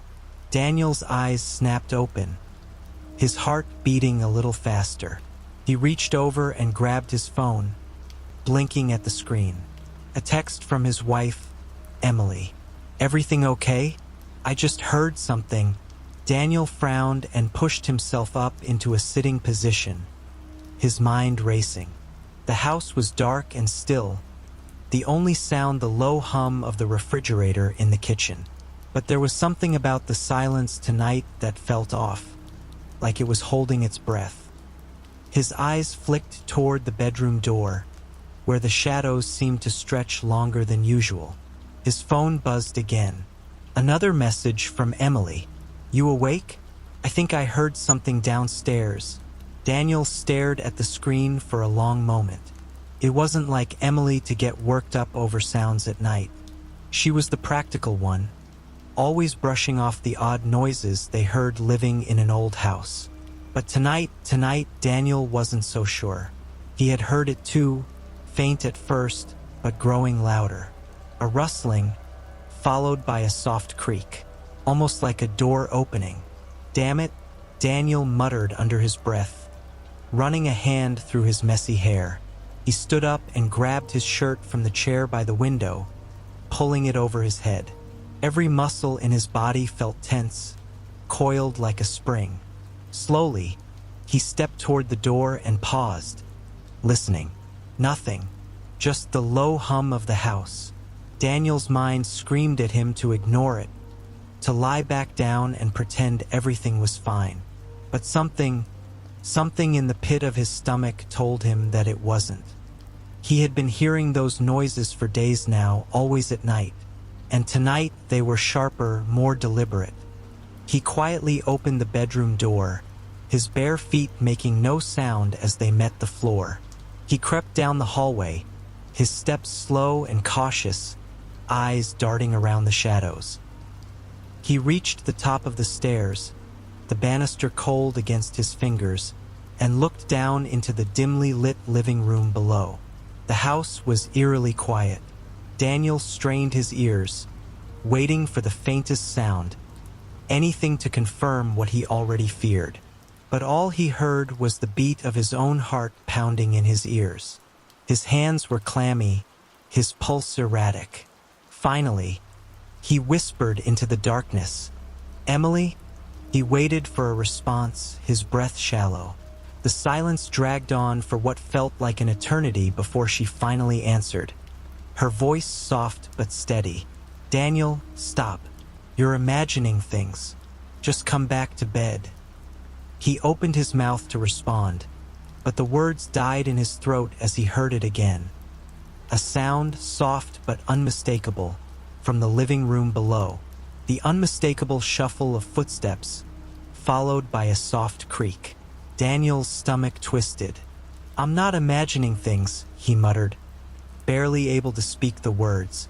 His mind was racing, heart hammering in his chest. He had to check it out. He had to know. "Stay here." Before Emily could respond, Daniel stepped down the stairs, the old wood groaning beneath his feet. The air felt heavier here, colder, as if something was watching him. He gripped the railing tighter, the darkness pressing in on him from every direction. The living room was empty, or at least it looked that way.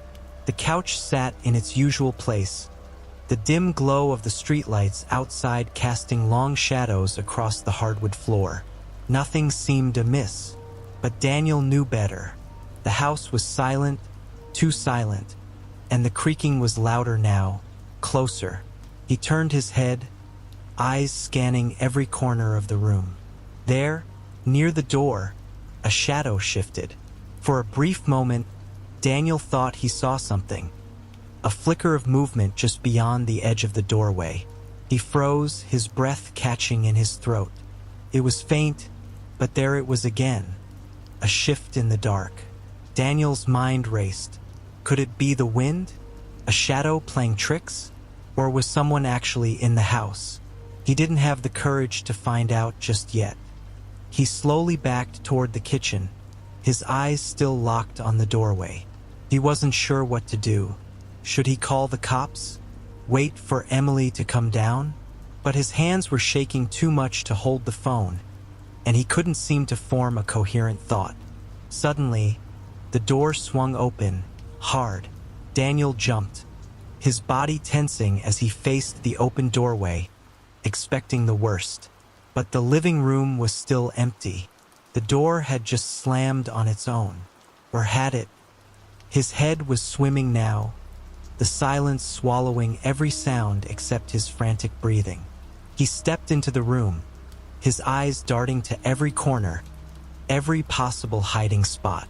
The air felt charged, like the house was holding its breath. Was he alone? Emily, Daniel whispered, his voice hoarse. But as he looked around, his gaze fell on the small lamp on the side table. It was flickering, not just from a draft, but with a deliberate, rhythmic pulse. His mind spun. What was happening? And then, behind him, he heard it again, another step. Closer, slower. Daniel's spine stiffened as he froze in place, eyes wide. The sound was unmistakable this time. Someone was definitely in the house, moving, stalking him. His chest tightened, his breath coming in ragged gasps. The footsteps were measured, almost casual, but still unmistakably deliberate. He spun around, the pit of his stomach dropping. The house seemed to be closing in around him. The soft hum of the refrigerator, the whisper of the wind through the window. Everything else felt distant, drowned out by the pounding in his head. The footsteps were so close now, Daniel could almost feel the presence behind him, like someone was breathing just inches away. His hand shot out, grabbing the lamp from the side table and holding it like a weapon. It wasn't much, but it was something. The light flickered again, casting sharp shadows across the walls, distorting the shapes and creating a nightmare of silhouettes.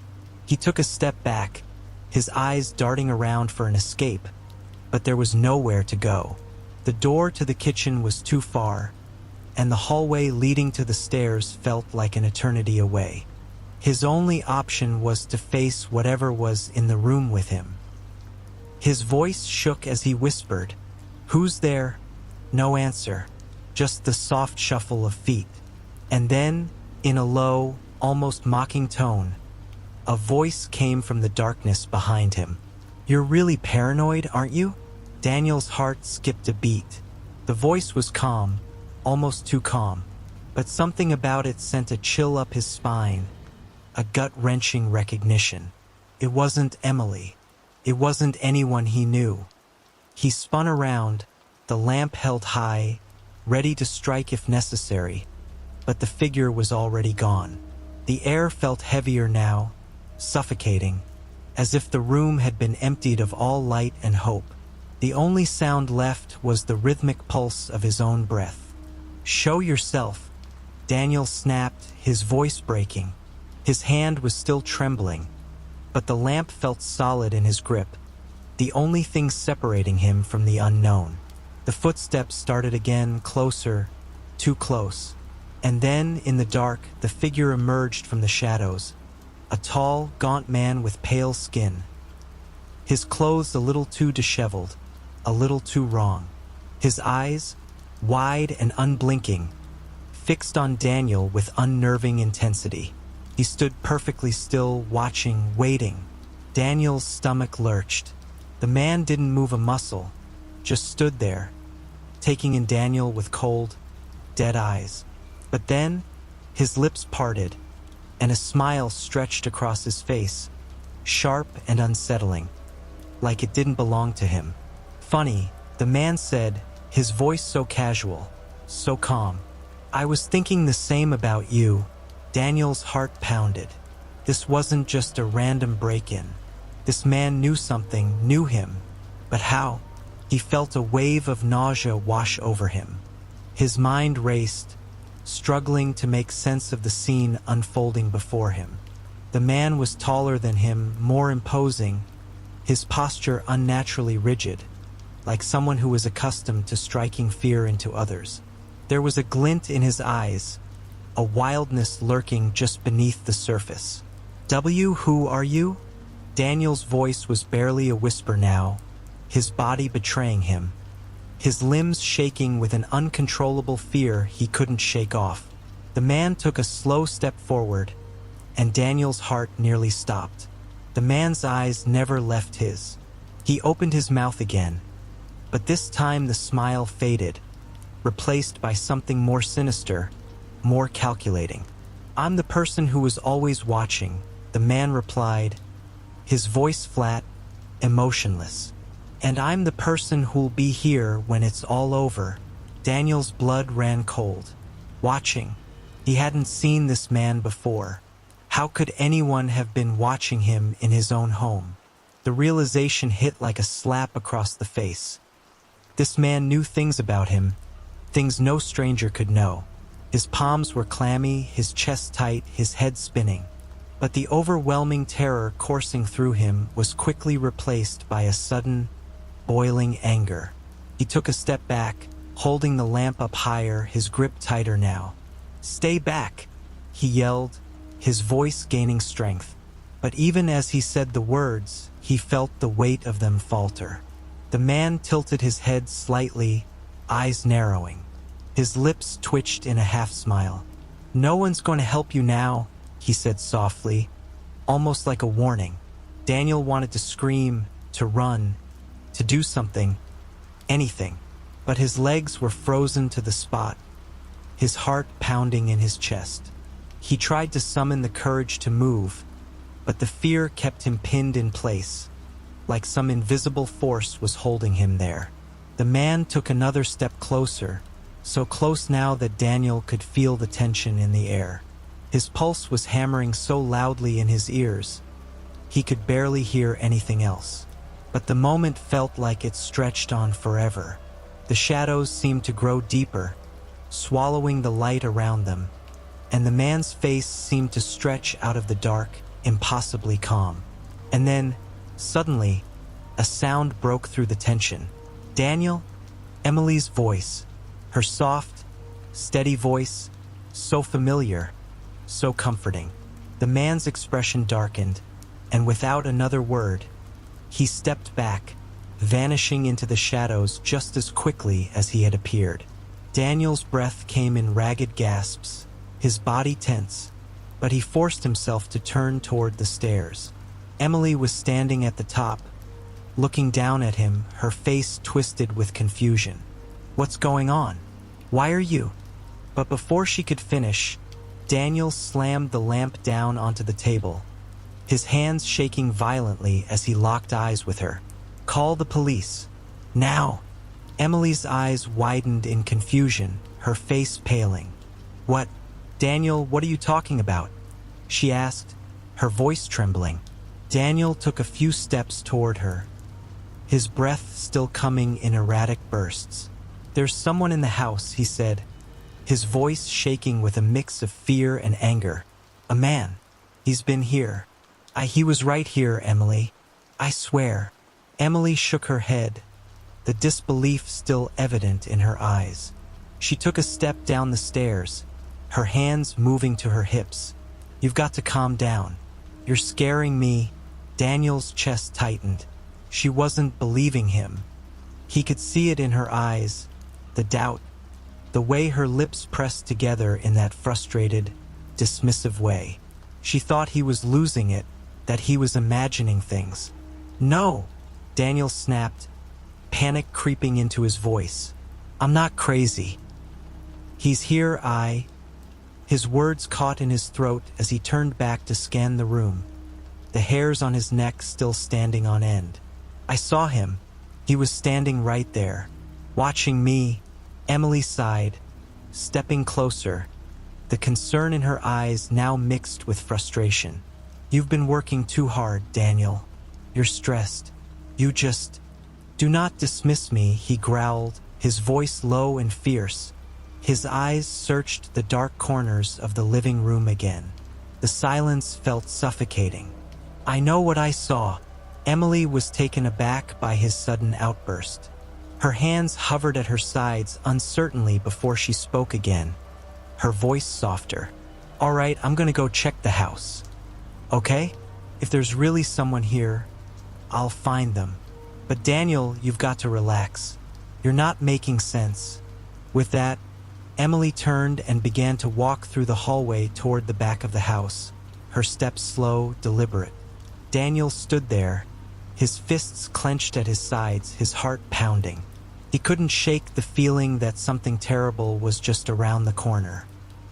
He followed her, still glancing nervously over his shoulder. The house felt oppressive now, each creaking floorboard under their feet echoing like a warning. The distant sound of wind howling outside only added to the eerie silence that surrounded them. Emily moved through the kitchen, her voice calm but still tinged with uncertainty. "Daniel, there's nobody here. It's just the two of us. Are you sure you're all right? Maybe you should lie down." "No," his voice was hoarse, each word a strain to get out. "Don't you hear that? The footsteps, Before he could finish, a loud crash echoed from upstairs. Daniel's breath caught in his throat as his heart leapt into his throat. Emily's expression shifted instantly, a flicker of recognition crossing her face before she, too, froze. "Stay here," Emily whispered, her voice now low and serious. "I'll go check. You lock the door behind me, Daniel. You're scaring yourself. Just wait here." Daniel didn't say a word, his throat dry as he watched her ascend the stairs. Every part of him screamed to stop her, to pull her back, but his body felt rooted in place, his feet too heavy to move. He stood frozen, listening to the faint sound of her footsteps on the stairs as she ascended. And then silence. Seconds passed, stretching into eternity. The house was dead quiet now. No more wind, no more creaking, just the pounding of his pulse in his ears. The silence was broken by Emily's voice, shaky, barely above a whisper. "Daniel?" The chill in her voice sent a fresh wave of panic crashing over him. He couldn't move. His body felt like stone. "Emily?" Nothing. He had to move. He had to get up there. His legs finally obeyed him, trembling as he moved toward the stairs. Each step felt like a heavy weight, his breath shallow, his mind racing. The upstairs hallway was bathed in an eerie quietness. He could hear faint noises coming from the master bedroom, the sound of something scraping against the floor, low and slow. He rounded the corner, his pulse quickening, and the sight that greeted him almost made him stop in his tracks. Emily stood in front of the bedroom door, staring inside, her back turned to him. She was frozen in place. Her breathing was shallow, her shoulders trembling as she stared into the room. "Emily?" Daniel's voice was barely a whisper, the fear in his chest threatening to suffocate him. She didn't respond. Cautiously, Daniel took another step forward. "Emily, what's going on?" And then, finally, she spoke, her voice a broken whisper. "He's in there." A chill shot through Daniel's spine. He looked past her, trying to see into the room, but the shadows obscured everything. His mind raced as he fought to make sense of the words. "He's in there, but who?"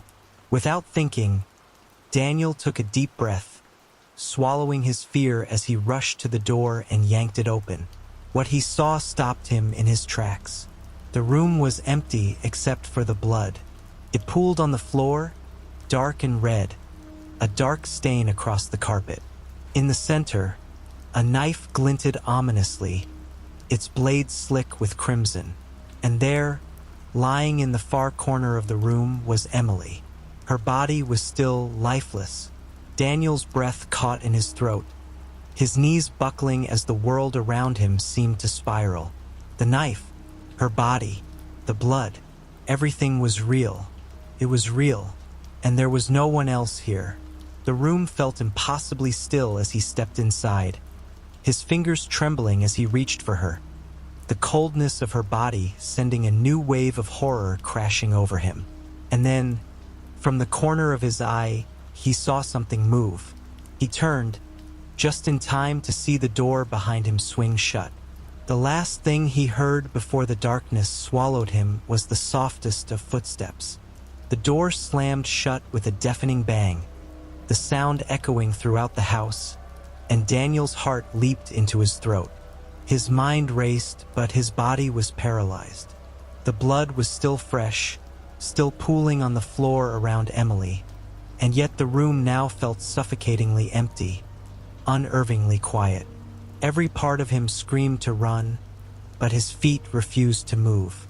The only thing he could hear was his own rapid breathing, shallow and panicked. His fingers trembled as they hovered over Emily's lifeless form, but he knew, deep down, there was no hope left for her.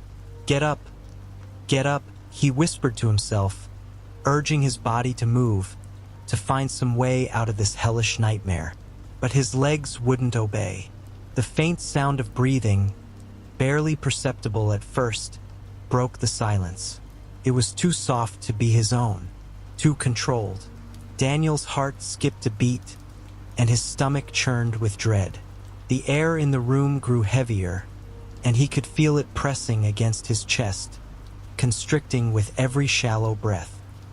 He slowly lifted his head, his eyes scanning the shadows of the room. The door had closed on its own, but there was no one visible. The darkness in the corner of the room seemed to swallow everything, making it impossible to focus. But that breathing, it was coming from there, from the deepest corner of the room. It wasn't just the air moving. It was a presence. Something, someone, was lurking there, hidden in the shadows, just beyond his line of sight. Suddenly, a voice broke through the silence, rough and cold, like gravel scraping against stone. "You shouldn't have come in here." Daniel's breath caught in his throat.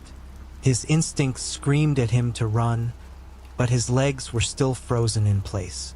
The voice was low, almost unrecognizable, but somehow it felt familiar. His mind tried to latch onto it, but it was as if the very thought of understanding it made his head spin. Who are you?" Daniel managed to croak out, his voice barely a whisper, like a dying man begging for air. A slow, deliberate laugh echoed from the shadows, the kind of laugh that made Daniel's blood run cold. It was slow at first, like a distant memory rising from the deepest part of his mind, but then it grew louder, sharper. And then, finally, he saw it. A figure stepped forward from the darkness, barely more than a silhouette against the faint light from the hallway. At first, he couldn't make out any details, just the outline of a person, tall and lean, with a long coat that hung loosely from their shoulders. The figure's face remained hidden, shadowed by the dim light, but Daniel could feel their eyes on him. It was a look that made his skin crawl, as if the very gaze pierced through him, stripping him of any sense of safety. The figure took another step forward, and Daniel's mind screamed in panic. His hands began to shake uncontrollably as his breath became faster, more erratic. "You're not going anywhere," the figure whispered, voice almost tender, like someone speaking to a lost child. Daniel's blood ran cold. That voice, it was a voice he knew, the voice of someone he'd once trusted, someone whose face was now a twisted blur in his memory. His heart pounded. No, can't be. The figure moved closer, and the dim light revealed something Daniel wished he could forget. It was him. It was Marcus, a friend from the past, a face Daniel hadn't seen in years. The same face, though now twisted, contorted into something unrecognizable. Hollow eyes, a grin that didn't belong. The once familiar expression was now laced with something sinister, something that made Daniel's stomach churn. "Do you remember me now?" Marcus' voice was soft, almost amused, but it sent a chill through Daniel's bones. Daniel's chest tightened. No, you're dead," he stammered. "I saw you die." Marcus' lips curled into a smile, one that seemed far too wide. "I wasn't dead, Daniel. I was just waiting for you." The words hit Daniel like a slap to the face. "Waiting for me?" Marcus stepped closer, and Daniel instinctively took a step back. His mind was racing, his thoughts stumbling over themselves, trying to piece together the fractured memories of his past with Marcus. They had been friends, close friends, until the incident, the murder. Marcus had disappeared that night, after the authorities had found his wife's body. Everyone had assumed he was the killer, but Daniel, he didn't believe it. Not then, not now. "I thought you were dead," Daniel breathed, disbelief in his voice. "You were gone." The grin on Marcus' face widened even more, and the once familiar man stepped into the light, fully revealing himself. His eyes were hollow, dark pits that seemed to suck the light out of the room. His skin was pale and sickly, stretched too tight across his bones. His once normal face was now gaunt and twisted, as though something had taken root inside him. A sickness, a malice, something much darker than Daniel could have ever imagined. "I was dead, Daniel, but I came back," Marcus whispered, his voice dripping with an unsettling calmness. "I had to finish what I started." Daniel's chest tightened, his breath becoming shallow as he stared at the twisted figure before him. There was no more pretending, no more rationalizing. The nightmare was real, and he was in it, trapped with the one person who had caused it all. Suddenly, Daniel's instincts kicked in. His feet found the strength to move, and he bolted toward the door. But before he could make it, Marcus was there, his hand shooting out, grabbing Daniel by the arm and yanking him back with terrifying force. "No one leaves," Marcus hissed. The words came too late. Daniel's vision blurred, and the world around him seemed to fade as Marcus dragged him back toward the shadows, his grip like iron, unyielding. And then the room went silent once again. The air in the room grew thick as Marcus dragged Daniel toward the shadows, the oppressive silence amplifying the sound of Daniel's pounding heart. His breath came in frantic gasps, each one feeling heavier than the last. His muscles screamed in protest, but fear was pushing him forward, fueling his every movement. Marcus' grip tightened, fingers digging into Daniel's skin, and with every step, the darkness seemed to close in around them. Daniel stumbled, trying to break free, but Marcus was too strong, too determined. The laughter from earlier returned, echoing around them like a mocking refrain. "You think you can escape, Daniel? You've always been so good at running. But not tonight. Not this time." Marcus' words were low, almost soothing, as if he were speaking to a child, soft, but terrifying in their finality. Daniel's mind raced, desperately searching for something, anything, to use as a weapon. But the room was empty, the walls closing in, suffocating him. There was nothing. "Think, think, think," he screamed internally. His eyes darted around, and then there it was, the table by the door, a vase. The glass was still intact, precariously perched on the edge. Without a second thought, Daniel lunged toward it, his hand outstretched, grabbing it with a desperate last-ditch effort. He swung it with all his strength, the sharp edge connecting with Marcus' jaw. The sound of the impact was deafening, like a crack of thunder in a storm. Marcus let out a grunt of pain, his grip loosening for just a moment, just long enough. Daniel wrenched himself free, stumbling backward, eyes wild. He didn't stop. He didn't look back. His legs burned as he ran, his feet slamming against the floor in a frantic rhythm, his pulse hammering in his ears. But Marcus was already on his heels, like a shadow, relentless, undeterred. Daniel reached the door and threw it open, but it barely made a sound. He couldn't tell if it had been locked or if it was simply stuck, but Marcus was already there. His breath was ragged, his voice growing more strained. "You can't hide, Daniel. You can't escape. I'll find you." With one final, terrifying shove, Marcus knocked Daniel into the hallway. Daniel crashed into the wall, his head spinning, the world tilting, disorienting him. He scrambled to his feet, but Marcus was already standing over him, that sick grin still plastered across his face. "Please," Daniel gasped, his voice trembling. "Please, Marcus, don't do this. We were friends." Marcus knelt down, his eyes gleaming in the darkness. "We were friends, Daniel, but you never understood. You never knew what I was capable of. But now you will." With a swift motion, Marcus pulled a knife from his coat. The blade glinted in the dim light, the promise of violence clear in its sharp edge. Daniel's heart pounded as his mind scrambled for an escape. But there was nothing, no way out, no one coming to help. The world had narrowed to this moment, this terrifying, inevitable end. Marcus' smile widened, his lips curling into something far more sinister than it had been before. He stepped closer, the blade gleaming in his hand, and for the first time, Daniel realized that he wasn't just fighting for his life. He was fighting for his very soul. The fight between them was brutal, a desperate, violent struggle.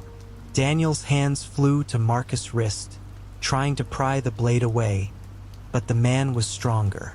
He twisted Daniel's arm painfully, forcing him back to the ground. With a final surge of strength, Daniel managed to break free. His eyes darted around the hallway, looking for something, anything, that could give him a fighting chance. But there was nothing. He saw the door at the end of the hall, a sliver of hope. Without a second thought, Daniel made a break for it, using every ounce of strength he had left to run. His legs screamed, but he pushed forward, ignoring the pain. Just as he reached the door, he heard Marcus' voice one last time, low and almost tender. "I'll find you." Daniel slammed the door open, barely slipping through the crack in time, his heart racing.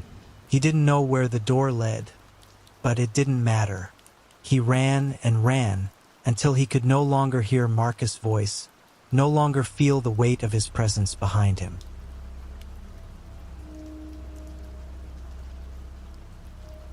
The night was quiet, too quiet, the kind of silence that makes your skin crawl and your nerves buzz. Rachel had just finished putting her 2-year-old daughter, Lily, to bed, tucked her in with the comforter, and kissed her forehead goodnight. The soft glow of the nightlight cast shadows across the room, painting the walls with a muted yellow haze. It was the perfect end to a peaceful evening, the kind Rachel cherished after a long day of work. She headed downstairs to the living room, curling up on the couch with a cup of tea. The windows were open, allowing the cool night air to sweep through the house.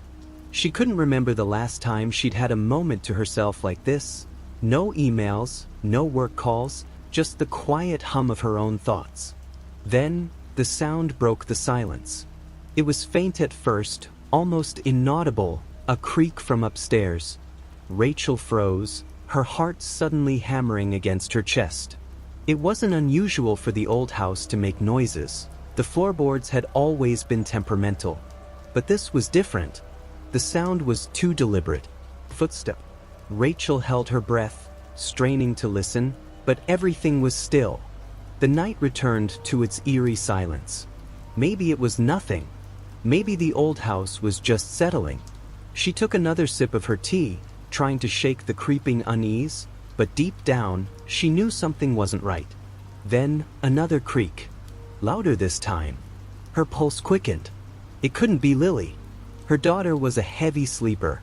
And besides, the sounds were too deliberate, too heavy. Rachel's eyes darted to the front door. But, of course, it was locked. But was it? She had always made sure to double-check before bed. A sudden shiver ran down her spine. She set the tea down, quietly rising from the couch, her feet making no sound against the hardwood floor. The house was old, a creaky two-story Victorian with rooms that felt like they whispered to each other when no one was around. But tonight, the silence felt oppressive, as if the walls themselves were watching her. Rachel moved toward the staircase, her steps slow, cautious. The creaks continued, each one sending a ripple of dread through her. They weren't random, they were measured, as if someone was carefully testing each step before putting their full weight on it. The hallway at the top of the stairs was dark, and Rachel strained her ears, trying to catch the slightest sound. The only noise now was her heartbeat in her ears. "Lily," she called, her voice barely above a whisper. "Is that you?" No response. Just silence. Rachel took a slow step forward, her breath shallow, her hand trembling as it gripped the railing. The house felt different now, the air heavy with an unseen presence. She reached the top of the stairs and turned to face the dark hallway. The room at the end of the hall was her daughter's room, but something about it felt wrong. The door was cracked open, but the light inside was dim. Another creak. This time, right behind her. Rachel spun around, her eyes darting into the darkness. The hallway was empty. No one was there. The hairs on her neck stood on end, and every instinct screamed at her to leave, to grab Lily and run. But she couldn't. Not yet. She stepped toward Lily's room, her mind racing with possibilities. Could it be an intruder? She'd heard of break-ins happening in the area, but she never thought it would happen to her. Never thought she'd be the one to face something like this. Another step, and then a voice. It came from the shadows, so soft and cold, it sent a chill straight to her bones. "You shouldn't have come up here." It was low, deep, almost like a whisper, but there was no mistaking the malice in it. Rachel's breath caught in her throat, and for the first time, she felt something more than fear. She felt the icy grip of terror, something that clawed at her insides, gnawing away at her resolve. She had to move, but her body wouldn't obey. She stood frozen, heart hammering, as the sound of footsteps grew closer. Then the door to Lily's room creaked open, and the faintest outline of a figure appeared in the doorway. She was no longer alone. The figure in the doorway was tall, obscured by the dim light from the nightlight in Lily's room. The shadow loomed like a twisted silhouette, too still, too deliberate. Rachel's breath caught in her throat, her mind screaming at her to run, to flee, but her legs refused to move. Who's there?" she whispered, her voice shaky, as if speaking the words would make the figure real, solidify the terror that was threatening to swallow her whole. No answer came. The figure didn't step forward, nor did it retreat. It just stood there, unmoving, as if waiting for her to make the next move. Rachel's heart hammered in her chest, each beat deafening in the silence that stretched between them. She forced herself to take a small, tentative step forward, her feet as heavy as lead. "Lily?" Her voice cracked as she spoke her daughter's name. There was no answer, only the quiet hum of the nightlight in the next room. But there was a coldness in the air now, a chill that crept beneath her skin and settled in her bones. Another step. Her fingers brushed the doorframe, and she almost recoiled from the icy sensation that surged through her hand. She didn't dare look inside Lily's room. Not yet. Her gaze remained locked on the figure, the vague shape in the shadows. It was tall, almost unnaturally so. Its outline was blurred, like a smear in the air, but Rachel could make out the outline of a man, narrow, yet bulky, as if the clothes he wore didn't fit him properly. There was something unsettlingly familiar about it, but Rachel couldn't quite place it. Then the figure moved. It wasn't a sudden movement, but rather a slow, calculated shift, as if the person was stepping into the light on purpose. And as they did, Rachel's breath hitched in her throat, a wave of nausea sweeping over her. The face was a mask of shadows, but there was enough light now to see the twisted features, hollow cheeks, sunken eyes that gleamed with a dark, sick amusement. The lips curled into something close to a smile, but it was a smile that didn't belong to a human being. Rachel, the figure spoke, the voice low and rasping. It was familiar, too familiar. Her heart lurched. The name, her name, slipped through the air like a ghost. A chill ran down her spine, colder than the room itself. Greg? Her voice was barely above a whisper. She didn't want to believe it, couldn't believe it.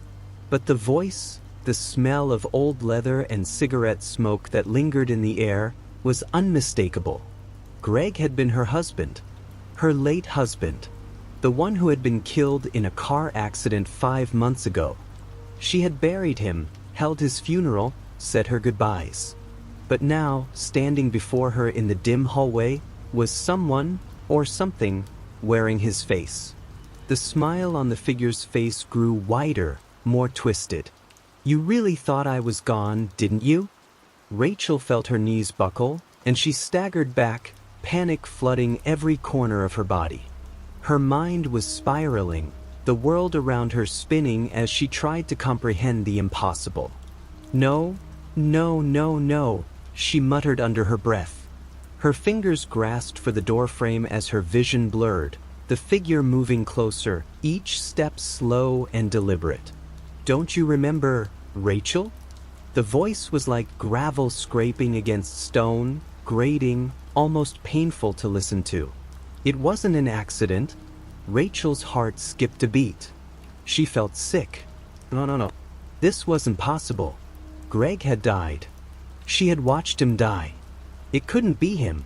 And yet, the voice, the smell, the presence, all of it was so horribly familiar. "No!"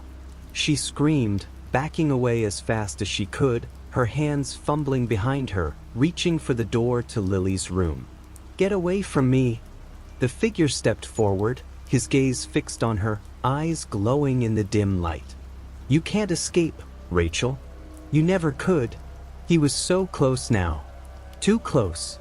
The darkness around him seemed to shift, swallowing the space between them, making it impossible for her to breathe. The room was closing in, and the weight of the air pressed down on her chest. "Please no," she whispered, her voice trembling. Her mind was screaming, fighting against the crushing terror. He laughed then. A cold, humorless laugh that echoed in the hallway like a death knell. The sound reverberated in the walls, suffocating her, making her head spin. "Say goodbye to your little girl, Rachel. This time I'll take her too." Rachel's world felt like it was shattering. She backed into Lily's room, her breath coming in shallow gasps. The door creaked softly as it swung open, but she barely noticed. All she could hear now was the pounding of her heart in her ears, the relentless rasp of the figure's footsteps behind her, and his words, which clung to her like cold hands on her throat. "You can't hide from me, Rachel. You never could." The voice was now a rasp, a slither of something dark that snaked through the air, squeezing every ounce of air from her lungs. Lily's room was dim, but the soft yellow glow of the nightlight filled the space with a faint, sickly warmth. Rachel's pulse quickened as she heard the shuffling outside the door. The man, Greg, was still moving closer, deliberately. The air in the room felt thick, suffocating, pressing against her chest. Her eyes darted to the window. The heavy curtains were drawn tight, but the thought of escaping through them made her freeze. The man outside knew what she was thinking. He always had. Rachel could hear him whispering, just on the other side of the door now. His voice was muffled, but it was enough to send an icy shiver down her spine. "You can't protect her," the voice muttered. "Not this time." Her hands trembled as she looked at Lily, still curled up in her bed, fast asleep. She couldn't let him hurt her. Not like this. She swallowed hard, forcing herself to move, to think clearly. The gun. She'd hidden it in the nightstand drawer. A relic from when Greg had first started becoming unpredictable, paranoia running through him like a disease. She hated even thinking about it, but now, in the face of this unspeakable nightmare, it was the only thing she could reach for. Rachel moved quietly, trying not to make a sound. She opened the drawer, her fingers brushing against the cold steel of the gun. The weight of it in her hand felt surreal. How had it come to this? How had everything gone so terribly wrong? The door to Lily's room creaked again, and Rachel froze. He was too close. The figure stepped into the doorway, casting a long, twisted shadow across the room. His silhouette seemed to fill the space, blocking out the dim light from the nightlight as if it were nothing. And then, the figure straightened, fully entering the room. Rachel's heart clenched. She didn't know if she could pull the trigger. She wasn't even sure she could survive this. The face before her wasn't the Greg she had once known, the warm, kind man she had married. This was a stranger in his skin. A monster. Someone who had worn him like a suit and was now waiting for her to break. She clutched the gun tighter, pointing it at the figure, her breath coming in short, sharp bursts. "No one can save you now," the figure said, the words a low hiss. Terror clawed at her chest, but beneath it, something colder, more urgent, began to form. The voice. This wasn't Greg. This couldn't be Greg. His eyes, his expressions, they weren't the same. There was a malevolent joy in his gaze, a hunger that Rachel had never seen before. This was not the man she had loved. "You're not Greg." Her voice was shaky, but it held a note of defiance. "You're not him." The figure's face twisted, the smile widening until it became almost grotesque. He took another slow step toward her, his fingers curling into the air like he was savoring the moment. But Rachel wasn't afraid anymore. She had to believe what she was saying. "Oh, but I am." He took another step, and Rachel's finger twitched on the trigger. Every inch of her screamed to pull it, to end it right now. But something held her back. Something about the voice, the movement, the cruel amusement in his eyes. Her gut twisted. A memory flashed in her mind, Greg's eyes, his hands trembling as he held the gun on that night, the night when everything had started to unravel. She'd known, even then, that something inside him had snapped. And when he died in that car accident, she'd felt that shred of hope that maybe, just maybe, she would be free. But she wasn't. This thing in front of her wasn't Greg.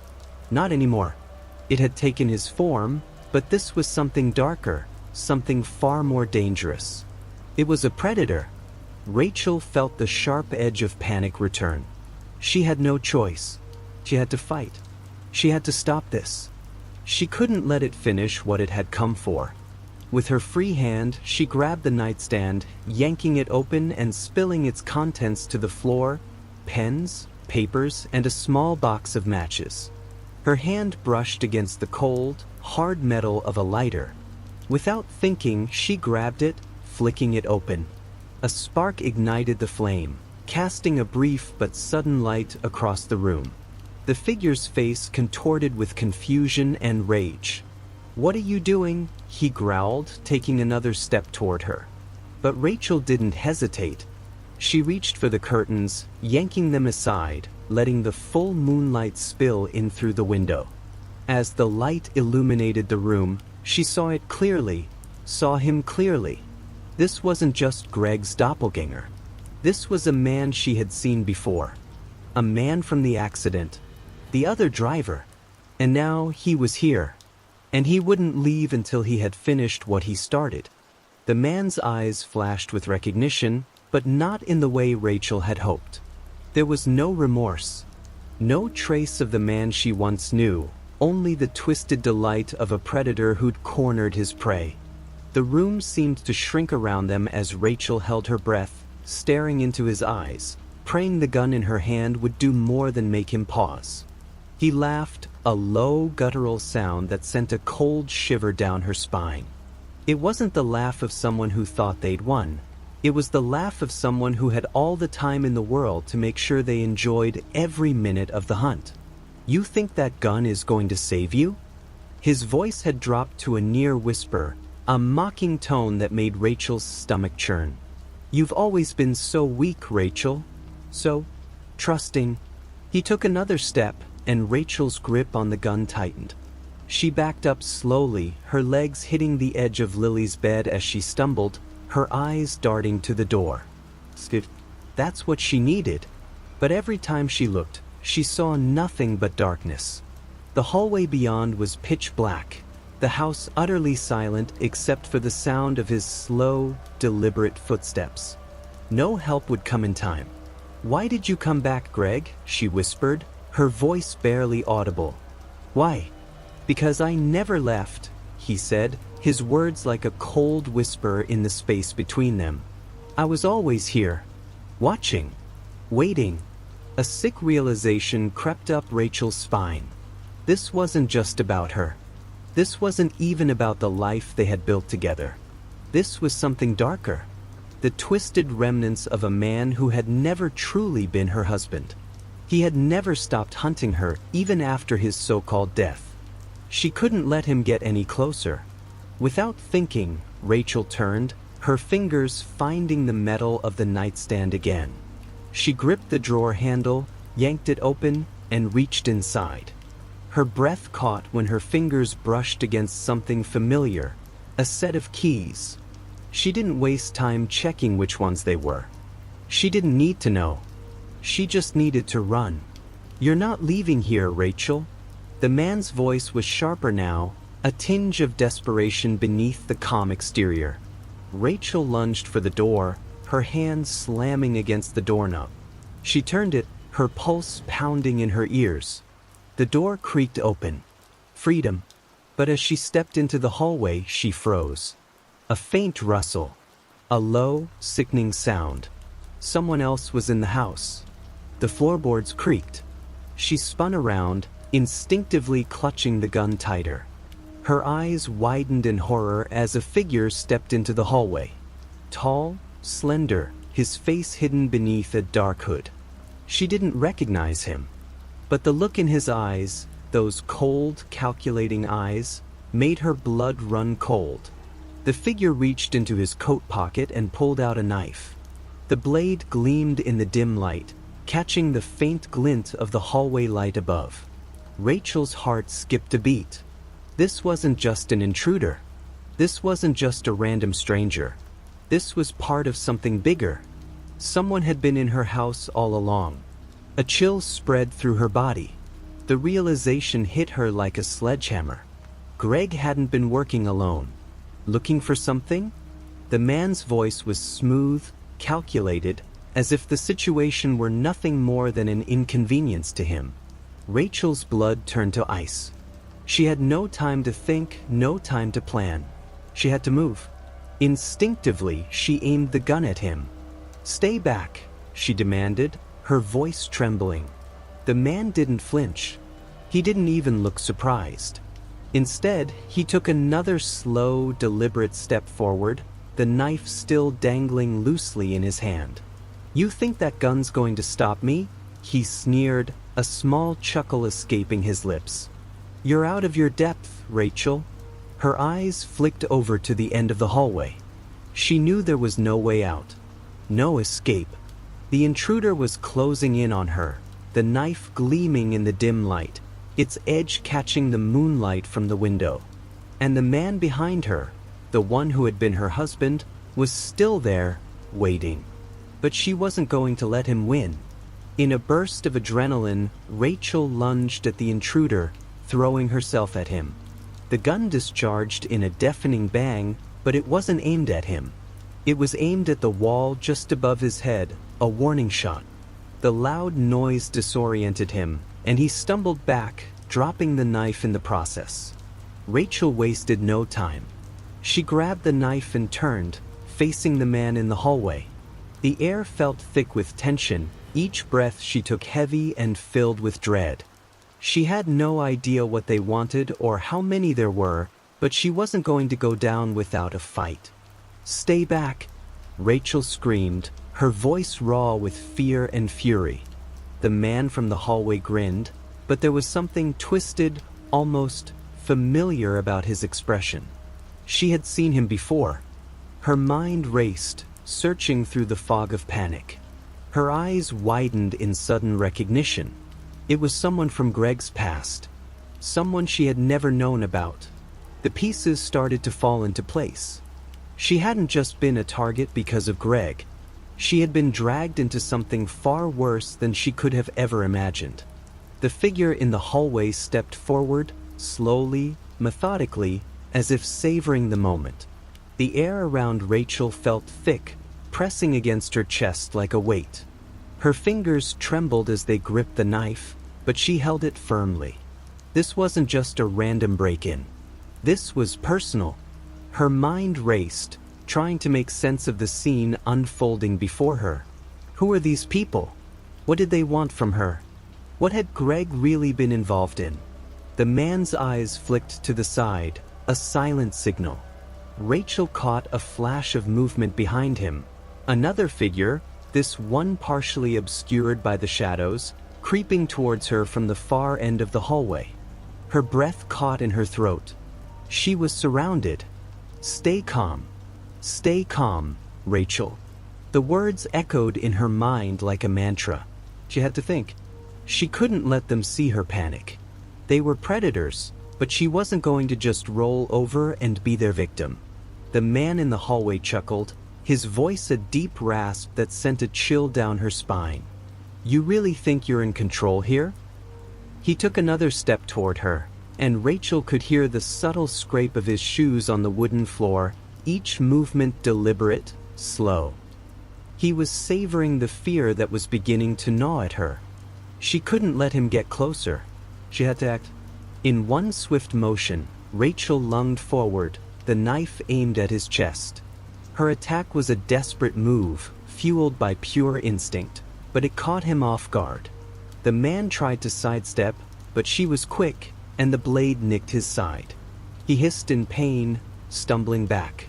"Bitch!" he spat, eyes flashing with rage.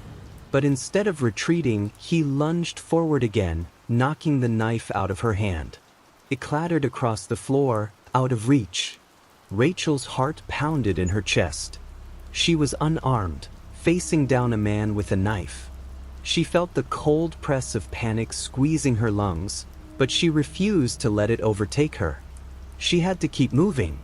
Before she could react, the figure behind her lunged at her, grabbing her from behind.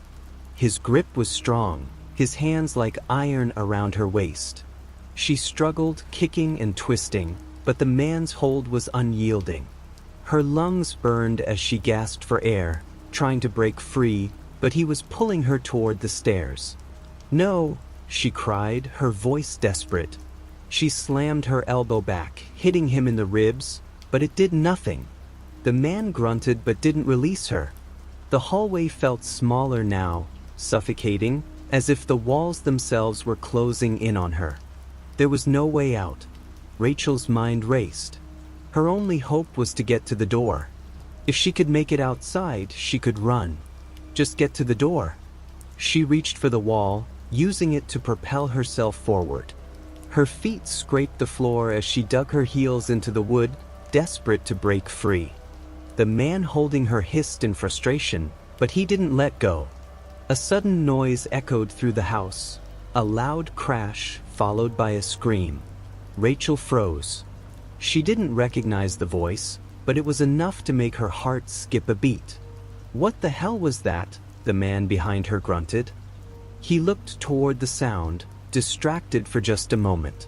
That's all Rachel needed. With everything she had, she twisted in his grip, driving her knee into his groin. He let out a choked gasp, loosening his hold just long enough for Rachel to break free. She didn't hesitate. She ran. The stairs creaked under her weight as she rushed up them, the sound of pursuit growing louder behind her. She glanced over her shoulder, seeing the man scramble after her, his footsteps heavy on the wooden floor. "Where can I go? Where can I hide?" Her eyes darted frantically. The hallway above was narrow, with only a few rooms. She could hear them coming, growing closer. There was no time. She had to think fast. Her gaze landed on the attic door. The stairs leading up to the attic were steep, but it was the only place she could think of that might offer a moment of cover. She rushed toward it, flinging the door open just as the footsteps neared the top of the stairs. She didn't think twice as she slammed the door behind her, heart racing. The attic was cold. The air smelled of stale wood and forgotten things. Rachel didn't care. She ran to the far corner, her eyes darting around for anything she could use. The attic was cluttered with boxes, old furniture, and forgotten remnants of her family's past. It wasn't much, but it was a place to hide. Her breath came in shallow gasps as she crouched behind a large stack of old moving boxes, trying to steady herself. The only sound now was her pounding heartbeat and the distant footsteps that had stopped only a few feet below. She waited. Every fiber of her being screamed for her to move, to do something, but she forced herself to stay silent. Every small noise felt like an alarm, alerting the intruders to her position. The tension in the attic was unbearable, and the air seemed thick with dread. The footsteps below resumed. The man was searching, but he hadn't reached the attic yet. Rachel had no idea how much time had passed, but it felt like hours. She heard voices, muted, indistinct, coming from below. The man was talking to someone else, the same voice from the hallway. Her mind reeled as the words pieced together in her head. They were waiting for something, waiting for someone, and Rachel was just trapped. Her finger tightened on the trigger of the gun in her hand. She didn't even realize she had it until now. Rachel's breath caught in her throat as the voices grew louder, closer, until they reached the bottom of the attic stairs. She could hear the shift of weight, the sound of footsteps hesitating as if one of the intruders was unsure whether she was still up there. She forced herself to stay still, her muscles aching from the tension, the gun cold against her palm. The voices below her began to argue in hushed tones. One of them was calm, almost reassuring, while the other was frantic, sharp. "I told you she's up there," the frantic voice hissed. "I heard her. I don't care what you heard. We're not going up there unless we know for sure. No one goes in the attic unless we're certain she's alone." Rachel's heart thudded painfully against her ribs. They were debating. They were close, too close. She leaned back slightly, trying to peer through a crack between the boxes. Her mind raced. The attic had no other exits, no windows. She was a sitting duck. But there had to be something, some way to escape. She wouldn't let them take her. Not without a fight. The argument downstairs stopped abruptly, and for a few seconds, the house was silent. The quiet was deafening, filled with the distant creaks of the old wooden structure. Rachel's body trembled with the unbearable tension as she waited for the next move, holding her breath. Then came the unmistakable sound of a door creaking open, the attic door. Rachel's eyes widened in panic. She couldn't see who it was, but she could hear the slow, deliberate creak of the hinges. She pressed herself harder into the corner, clutching the gun tighter.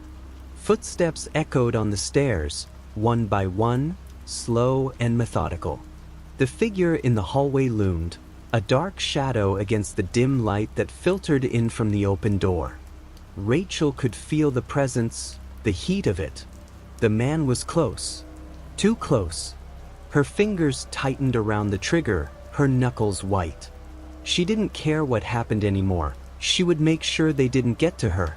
And then, just as the figure reached the top of the stairs, Rachel fired.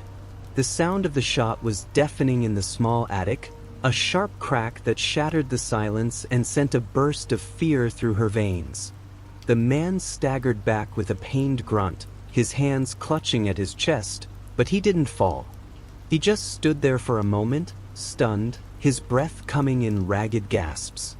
Rachel's heart pounded, her pulse roaring in her ears. The man's face was just visible in the dim light, his eyes wide in shock. She had hit him, but he wasn't dead. Not yet. He took another step toward her, and Rachel didn't hesitate. She fired again, this time aiming at his leg. The sound of the second shot was even louder, almost overwhelming. The man dropped to his knees, gasping in pain. But he wasn't done. He looked up at her, his eyes wild with fury, and hissed through gritted teeth, "You think this ends with you?" Before Rachel could react, the second intruder burst into the attic, a massive figure that caught her off guard. He was faster than she expected, moving with terrifying speed. The two men were upon her, and in the chaos, she lost control of the gun. It skittered across the floor, out of reach. Her breath hitched in terror as the first man, bleeding and furious, grabbed her by the throat, lifting her off the ground. His grip tightened, and Rachel's vision blurred as the pressure in her neck increased. Through the haze of fear and desperation, she heard the distant wail of sirens. The two men froze, momentarily distracted. Their eyes flicked toward the window, and Rachel saw the reflection of flashing lights. It wasn't over. It couldn't be over. The intruder holding her squeezed harder, but his eyes darted nervously toward the stairs. He knew the police were coming. "Get out," the second man hissed. Now, with a final, vicious shove, the first man released Rachel, sending her crashing to the floor. She gasped for air, coughing, her fingers clawing at the floor to steady herself. She couldn't focus, her vision was swimming. But she didn't have time to think. They were leaving. Rachel pushed herself to her feet, stumbling toward the door, her limbs shaking. She could hear the men's hurried footsteps as they retreated down the stairs. She had no strength left, no energy to fight, but the sirens were growing louder. They were almost here, and as Rachel made her way out of the attic, she glanced back toward the darkness, the shadowy figures slipping away into the night. She had survived. Barely. But she knew the terror wasn't over. Not yet. This was just the beginning.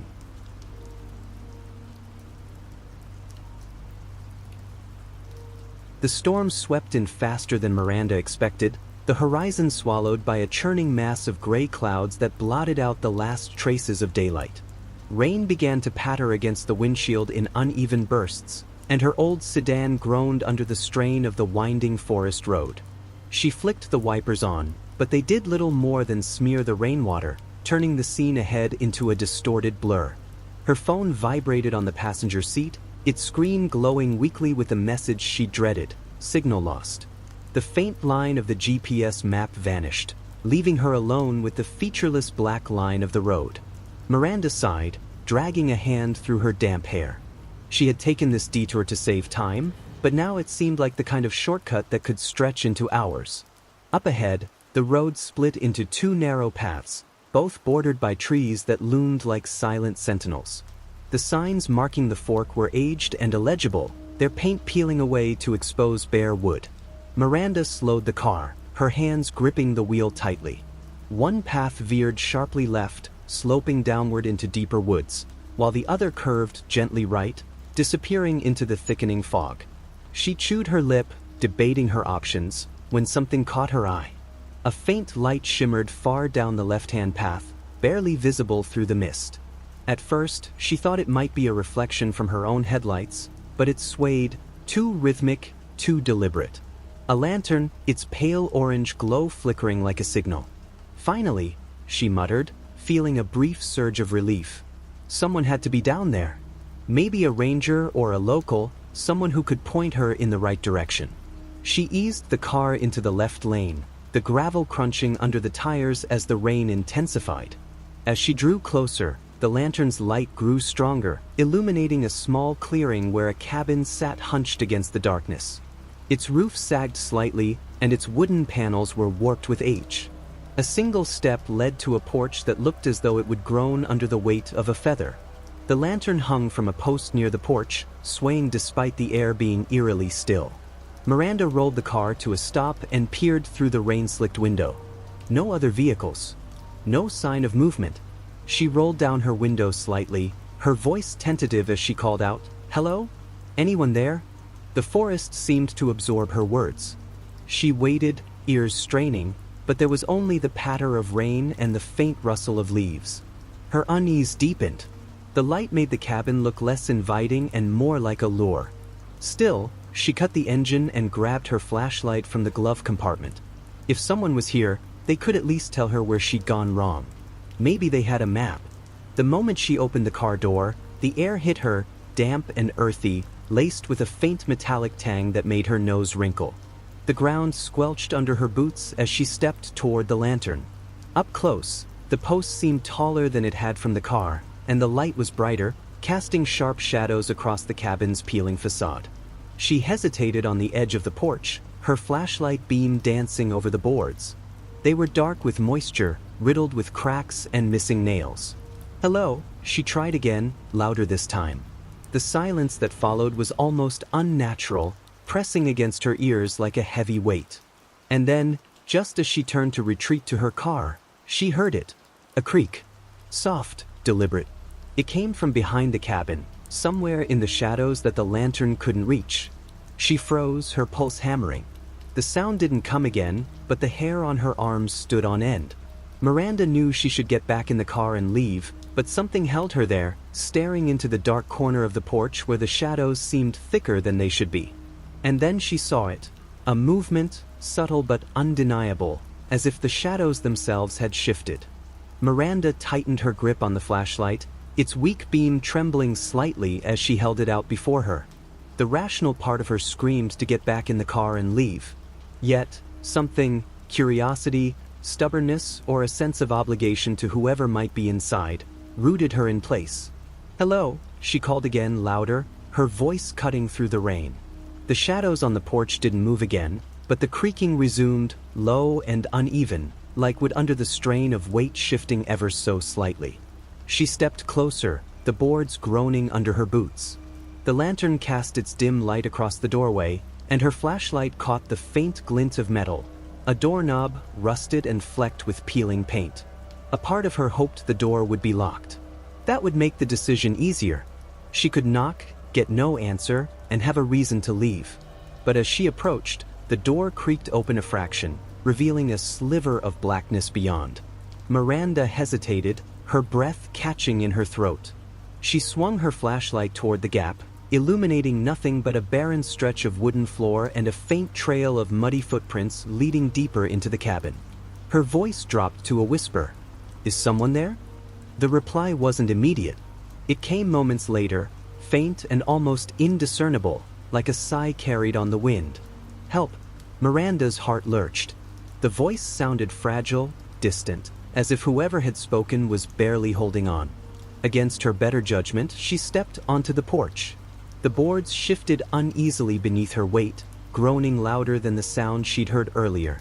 Pushing the door open further, Miranda leaned inside.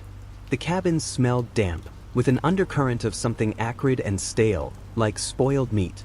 The air was heavier here, almost suffocating. Her flashlight swept across the room, revealing sparse furnishings, a toppled chair, a table warped with age, and a fireplace clogged with debris. The muddy footprints led across the floor and up a narrow staircase to the second level. "Hello," she called again, her voice quivering. The reply came again, a faint, pleading whisper. "Help me." She hesitated. The sound was definitely coming from upstairs. She could just make out the edge of the staircase in her flashlight's beam, the steps lined with deep scratches, as though something heavy had been dragged up them.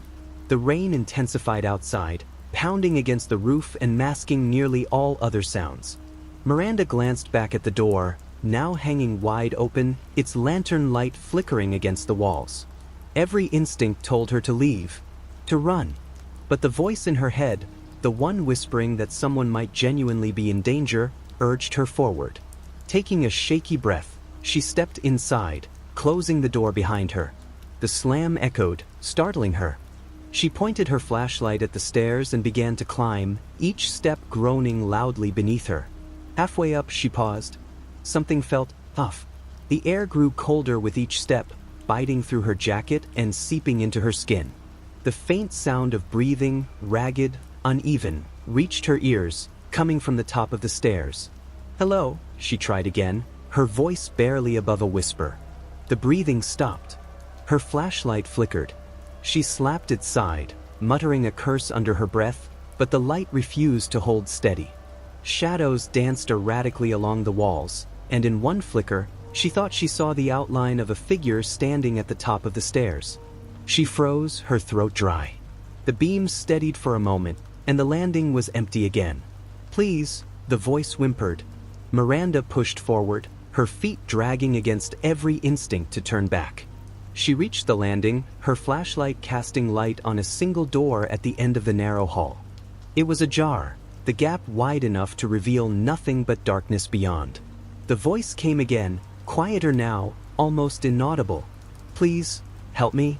Her fingers trembled as she reached for the door. It creaked open with the slightest push, revealing a room lit only by the faint glow of moonlight seeping through cracks in the wall. And then she saw them, muddy footprints, leading to the center of the room, where they simply stopped. Miranda's breath quickened as she stood frozen in the doorway. The footprints ended abruptly in the middle of the room, as if whoever had made them had simply vanished. Her flashlight's beam flickered again, struggling to pierce the darkness that seemed unnaturally thick here. "Where are you?" she called, her voice a strained whisper. The silence that followed was unbearable. Then came the sound, a faint scratching, like nails against wood. It echoed from the walls, first to her left, then to her right, darting back and forth as if something unseen was circling her. The voice rasped again, but now it was closer. Too close. Miranda whipped her flashlight around, the beam slicing through the shadows, but there was nothing. The scratching intensified, growing louder, frantic, until it was a cacophony that seemed to come from everywhere at once. Her knees buckled as fear clawed its way through her chest. She staggered back, her shoulder hitting the doorframe. The flashlight slipped from her grip, clattering to the floor. Its beam spun wildly, illuminating fleeting glimpses of the room. A broken chair, splintered floorboards, and then a face. It was there for only an instant, illuminated in the erratic light. Pale, gaunt, with hollow eyes that seemed to stare straight into her soul. Its mouth moved, shaping the words she'd been hearing all along. "Help me!" A scream tore from Miranda's throat as she scrambled to pick up the flashlight. When she raised it again, the face was gone. The scratching ceased, replaced by an oppressive silence that pressed against her ears. "Get a grip," she muttered to herself, her voice shaking. She forced her breathing to slow, clutching the flashlight so tightly her knuckles turned white. The footprints, those inexplicable muddy prints, still led to the center of the room. This time, she followed them cautiously, her steps muffled by the old wood. As she approached the spot where they ended, she noticed something she hadn't before, a faint outline of a trapdoor, its edges barely visible beneath the grime and dust. She knelt down, her hands trembling as she brushed away the debris. The trapdoor had no visible handle, just a worn groove where her fingers could fit.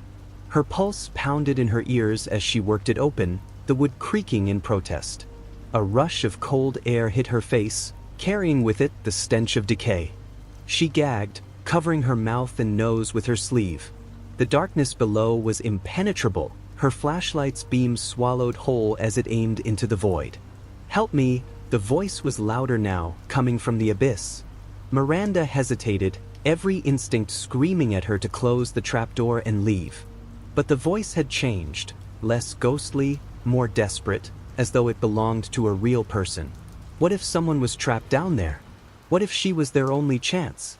Against her better judgment, she pulled out her phone and switched on its flashlight for extra light. Holding it out over the trapdoor, she leaned forward to peer inside. The beam revealed a narrow ladder descending into what looked like a cellar.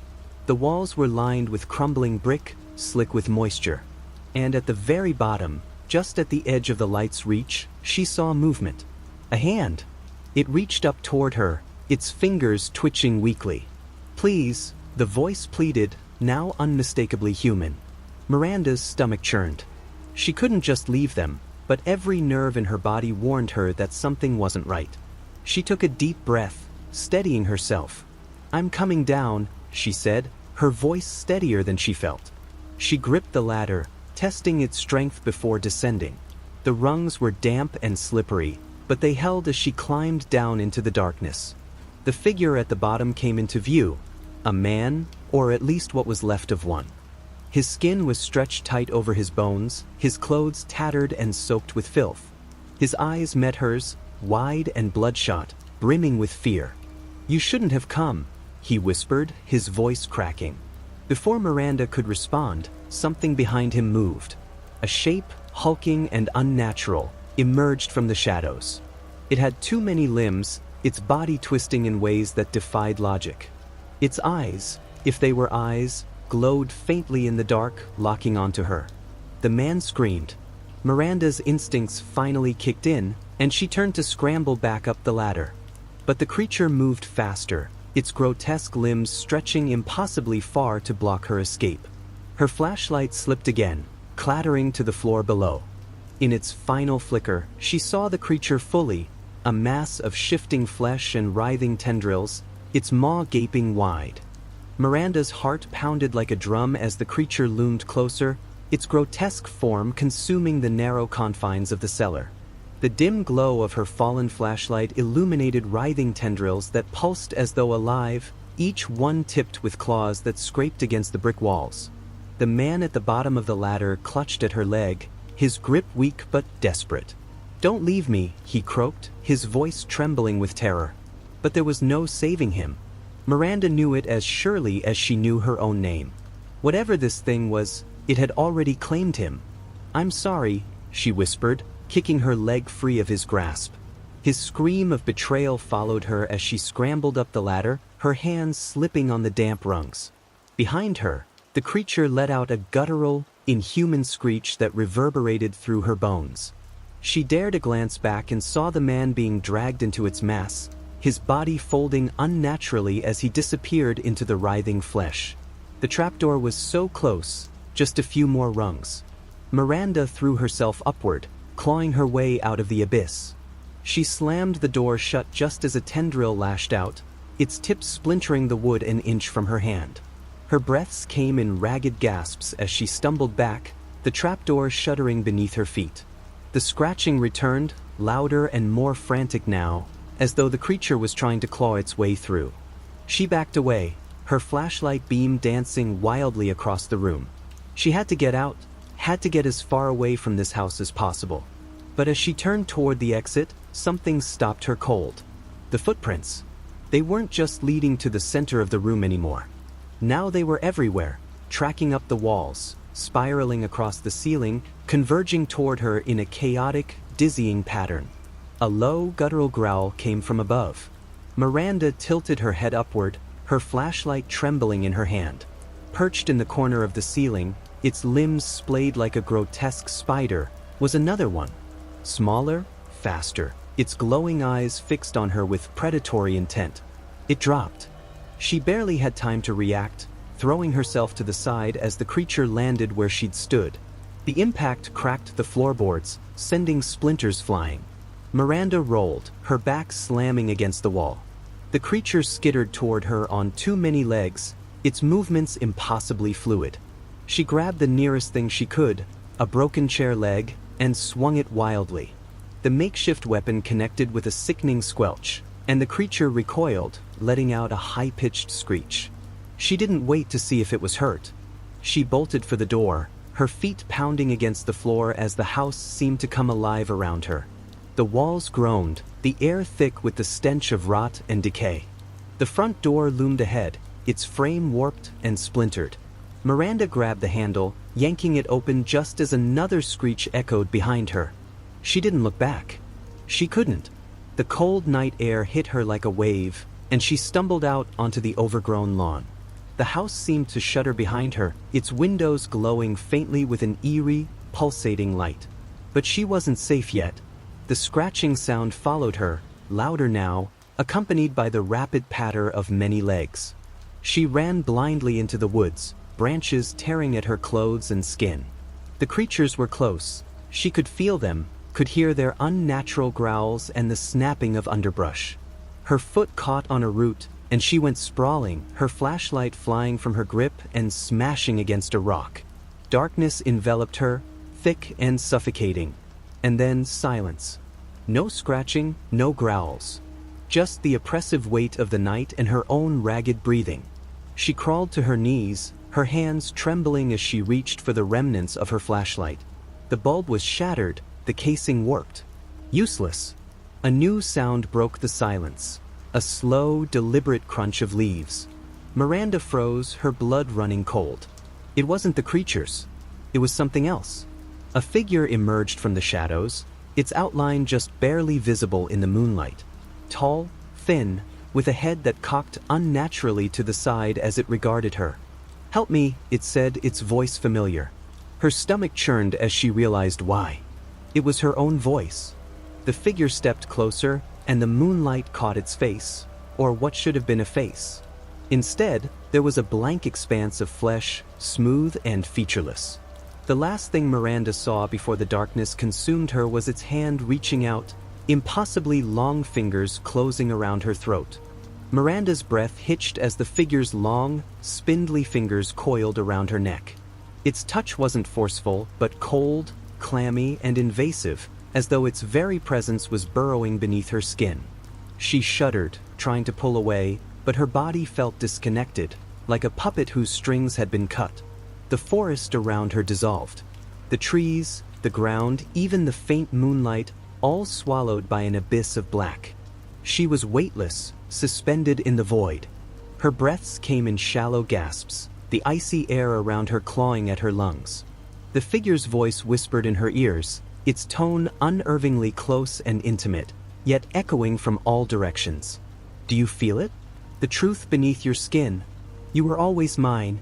The voice resonated with a strange familiarity, its cadence imitating her own inner thoughts. It crawled into her mind, warping her sense of self. Fragments of memory began to surface. Her mother's warm smile, the laughter of old friends, the comfort of a childhood bedroom. But the memories twisted. Her mother's face melted, her smile stretching unnaturally wide, revealing rows of jagged teeth. The laughter of her friends became a cacophony of shrill screams. The once cozy bedroom warped into a decayed version of itself, the wallpaper peeling back to reveal pulsating flesh beneath. Miranda's throat tightened as panic surged through her.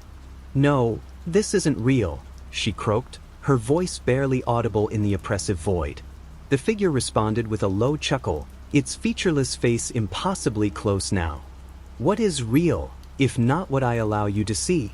Suddenly, the void shifted. The darkness writhed, forming shapes that loomed and swayed. She was back in the house, or some twisted reflection of it. The walls pulsed like veins, their surfaces slick with a dark, viscous fluid. The scratching sounds returned, louder and more frantic, echoing through the hallways. Miranda tried to move, but her limbs were leaden. Her gaze was drawn to the floor, where her own shadow stretched unnaturally, writhing and contorting as if alive. The shadow began to peel away from her, rising up to form another figure, identical to her, but with hollow eyes that oozed black ichor. "Do you see now?" the voice hissed, overlapping with her own. "There's no escaping me. You're me." Her shadow self lunged forward, and for a moment, Miranda was overwhelmed by a kaleidoscope of sensations: pain, despair, and an overwhelming pull toward something ancient and malevolent. But then a memory surfaced, untainted and clear, a moment of sunlight streaming through a kitchen window, her mother's voice calling her for breakfast. The memory cut through the darkness like a blade, and Miranda clung to it desperately. "No," she said, louder this time. "You don't own me."